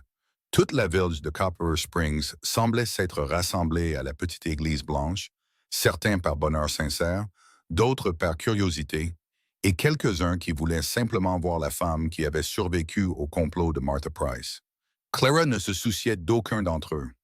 Elle se tenait dans la petite pièce à l'arrière de l'église, portant la robe qu'Ellen l'avait aidée à faire. C'était simple mais magnifique, du coton blanc avec de la dentelle délicate au col et aux manches. Ses cheveux étaient relevés avec des fleurs sauvages que les jumelles avaient cueillies ce matin-là. Helen ajusta l'ourlet une dernière fois. « Tu es parfaite. » J'ai l'air terrifié. « C'est normal. » Helen sourit chaleureusement. « Toutes les mariées sont terrifiées. Mais dans environ 20 minutes, tu ne te souviendras plus de la peur. Tu ne te souviendras que de l'amour. » On frappa à la porte. La voix de Jacob passa à travers. « Vous êtes prêtre là-dedans? Mon fils est sur le point de faire un trou dans le plancher de l'église à force de faire les 100 pas. » Clara rit malgré sa nervosité. « Dis-lui que j'arrive. » Elle jeta un dernier regard dans le miroir. La femme qui la regardait était presque méconnaissable par rapport à la créature brisée qui était arrivée à la gare de Copper Springs 6 semaines auparavant. Cette femme avait été creuse, vide, attendant de disparaître. Cette femme était vivante. « Merci, » murmura Clara à son reflet. « Merci de ne pas avoir abandonné. » Helen ouvrit la porte. Les jumelles attendaient dans le couloir, sautillant d'excitation dans leurs robes roses assorties. « Tu ressembles à une princesse, Alta Emma. La plus jolie princesse de tous les temps, » acquiesça Lily. Clara se pencha et embrassa leurs deux fronts. « Vous deux, vous êtes les plus jolies princesses. Je suis juste la femme chanceuse qui va être votre maman. » Les filles rayonnèrent. « Prête? » demanda Helen. Clara prit une profonde inspiration. « Prête. » La descente de l'allée sembla à la fois interminable et instantanée. Clara était consciente des visages qui se tournaient vers elle, des chuchotements, des halètements et des sourires. Mais tout ce qu'elle pouvait vraiment voir, c'était Sam. Il se tenait à l'autel dans ses habits du dimanche, les yeux fixés sur elle, avec une expression de pure merveille. Derrière lui se tenait Jacob, servant de témoin malgré ses protestations qu'il était trop vieux pour de telles bêtises. Les jumelles marchèrent devant Clara, éparpillant des pétales de fleurs avec plus d'enthousiasme que de précision. La congrégation gloussa alors que les pétales volaient dans toutes les directions, y compris droit dans le visage du révérend. Puis Clara atteignit l'hôtel et tout le reste s'estompa. « Salut », murmura Sam. « Salut », murmura Clara en retour. Le révérend Webb s'éclaircit la gorge. « Cher bien-aimé, nous sommes réunis ici aujourd'hui pour être témoins de l'union de Samuel Thomas Callahan et de Clara May Winslow dans les saints liens du mariage. » La cérémonie se déroula dans un flot de mots et de promesses. Clara s'entendit prononcer des vœux qu'elle avait écrits la veille. Des mots qui semblaient inadéquats pour exprimer tout ce qu'il y avait dans son cœur. « Je promets d'aimer tes filles comme les miennes. Je promets de me tenir à tes côtés dans les difficultés et dans la joie. Je promets de construire un foyer avec toi. Pas seulement une maison, mais un vrai foyer rempli de rire, de chaleur et de toutes les choses que je pensais ne plus jamais avoir. » Les yeux de Sam brillèrent alors qu'il prononçait ses propres vœux. « Je promets de te protéger, non pas parce que tu as besoin de protection, mais parce que tu mérites quelqu'un qui se battra pour toi. Je promets d'écouter quand tu parles et d'entendre ce que tu ne dis pas. Je promets de passer chaque jour à te montrer que tu as fait le bon choix en montant dans ce chariot il y a 6 semaines. » Le révérend sourit. « Samuel, acceptez-vous de prendre Clara pour votre légitime épouse? »« Oui, je le veux. » « Et vous, Clara, acceptez-vous de prendre Samuel pour votre légitime époux? » Clara sentit des larmes couler sur son visage. « Oui, je le veux. »« Alors, par le pouvoir qui m'est conféré par l'État du Texas, je vous déclare mari et femme. » Les yeux du révérend Webb pétillèrent. « Vous pouvez embrasser la mariée. » Sam attira Clara dans ses bras et l'embrassa profondément. La congrégation éclata en acclamations et en applaudissements, mais les acclamations les plus fortes venaient de 2 petites filles en robe rose qui sautaient de haut en bas à l'avant de l'église. « C'est notre maman maintenant. C'est vraiment notre maman. » La réception eut lieu au ranch. Des tables étaient installées dans la cour, chargées de nourriture que Jacob préparait depuis des jours. De la musique jouait quelque part, un violon et une guitare maniés par des employés de ranch qui étaient meilleurs pour attraper le bétail au lasso, mais qui faisaient de leur mieux. Clara dansa avec Sam alors que le soleil commençait à se coucher. Autour d'eux, leurs amis et voisins célébraient. Les jumelles s'étaient endormies dans les bras de Jacob, épuisées par l'excitation. « Heureuse ?» demanda Sam. « Plus que je n'aurais jamais cru possible. »« Bien. » Sam la fit tourner doucement. « Parce que ce n'est que le début. » Clara rit. « Le début de quoi? »« De tout. » Sam la serra contre lui. « Le début de notre famille, de notre vie, de notre histoire. »« Notre histoire, » répéta Clara. « J'aime le son de ça. C'est une bonne histoire. Une femme arrive dans une ville étrange sans rien. Elle est rejetée par tous ceux qu'elle rencontre. Et puis, Sam sourit. Puis elle trouve quelque chose qu'elle ne savait pas qu'elle cherchait. Que trouve-t-elle? Un foyer. Clara posa sa tête contre sa poitrine. Un foyer. Le mot semblait différent maintenant qu'il ne l'avait jamais été. Ce n'était plus un lieu. C'était un sentiment, une appartenance, une certitude que quoi qu'il arrive, elle ne serait plus jamais seule. Alors que les étoiles sortaient et que la musique s'estompait, Clara regarda la vie qu'elle avait construite en seulement 6 semaines. Un mari qui l'aimait, des filles qui avaient besoin d'elle, un beau-père qui grognait mais l'adorait secrètement, des amis qui l'avaient soutenue quand c'était important. Elle était arrivée au Texas sans rien. Elle avait tout trouvé. Plus tard cette nuit-là, après que les invités soient partis et que les jumelles soient couchées, Clara se tint sur le porche une dernière fois. Sam arriva derrière elle et l'enlaça par la taille. « À quoi penses-tu? » Clara s'appuya contre lui. « Je pense à la gare, à quel point j'ai été proche d'abandonner. »« Mais tu ne l'as pas faite. »« Non, je ne l'ai pas faite. » Clara se tourna dans ses bras pour lui faire face. Parce qu'un cowboy est arrivé et a dit quelque chose qui a tout changé. Sam sourit. Qu'a-t-il dit? Clara tendit la main et toucha son visage. Il a dit que ses jumelles avaient besoin d'une mère comme moi. Et j'ai pensé qu'il était fou. J'étais fou, fou de toi. Sam lui embrassa le front. Je le suis toujours. Je suis contente que tu aies été fou. Clara le serra plus fort. Je suis contente que tu aies vu quelque chose en moi que je ne pouvais pas voir en moi-même. J'ai vu la vérité, c'est tout. Sam la regarda dans les yeux. J'ai vu une femme qui avait été renversée tant de fois qu'elle avait oublié comment se tenir debout. Et je l'ai vue se relever quand même. Ce n'est pas de la faiblesse, Clara. C'est la chose la plus forte qui soit. Clara sentit les larmes la menacer à nouveau. Je t'aime, Samuel Callahan. Je t'aime aussi, Clara Callahan. Il sourit. C'est ton nom maintenant. Tu ferais mieux de t'y habituer.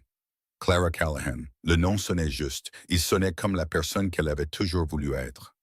Je pense que je peux m'y habituer, dit-elle doucement. Ils restèrent ensemble alors que la nuit s'approfondissait autour d'eux. Quelque part au loin, un coyote hurla. Plus près, les chevaux bougèrent dans la grange. Et à l'intérieur de la maison, deux petites filles rêvaient de leur nouvelle mère. Clara pensa à tout ce qu'elle avait traversé pour arriver à ce moment. La mort de William, la cruauté de sa famille, le rejet sans fin, le voyage en train qui avait ressemblé à un voyage vers nulle part. Et puis Sam, les jumelles, ce ranch, cette famille. Chaque étape de son douloureux voyage l'avait menée exactement là où elle devait être. Elle comprenait maintenant que la souffrance n'était pas dénuée de sens. C'était une préparation. C'était la forge qui l'avait façonné en quelqu'un d'assez fort pour recevoir l'amour quand il est enfin arrivé. Et il était arrivé. Malgré tout, contre toute attente. L'amour avait trouvé Clara Winslow dans une gare poussiéreuse au milieu du Texas, et elle avait trouvé le courage de l'accepter. Alors qu'elle et Sam rentraient dans la maison, Clara s'arrêta sur le seuil. Elle regarda une dernière fois la terre qui était devenue sa maison. 6 semaines plus tôt, elle était une veuve avec $17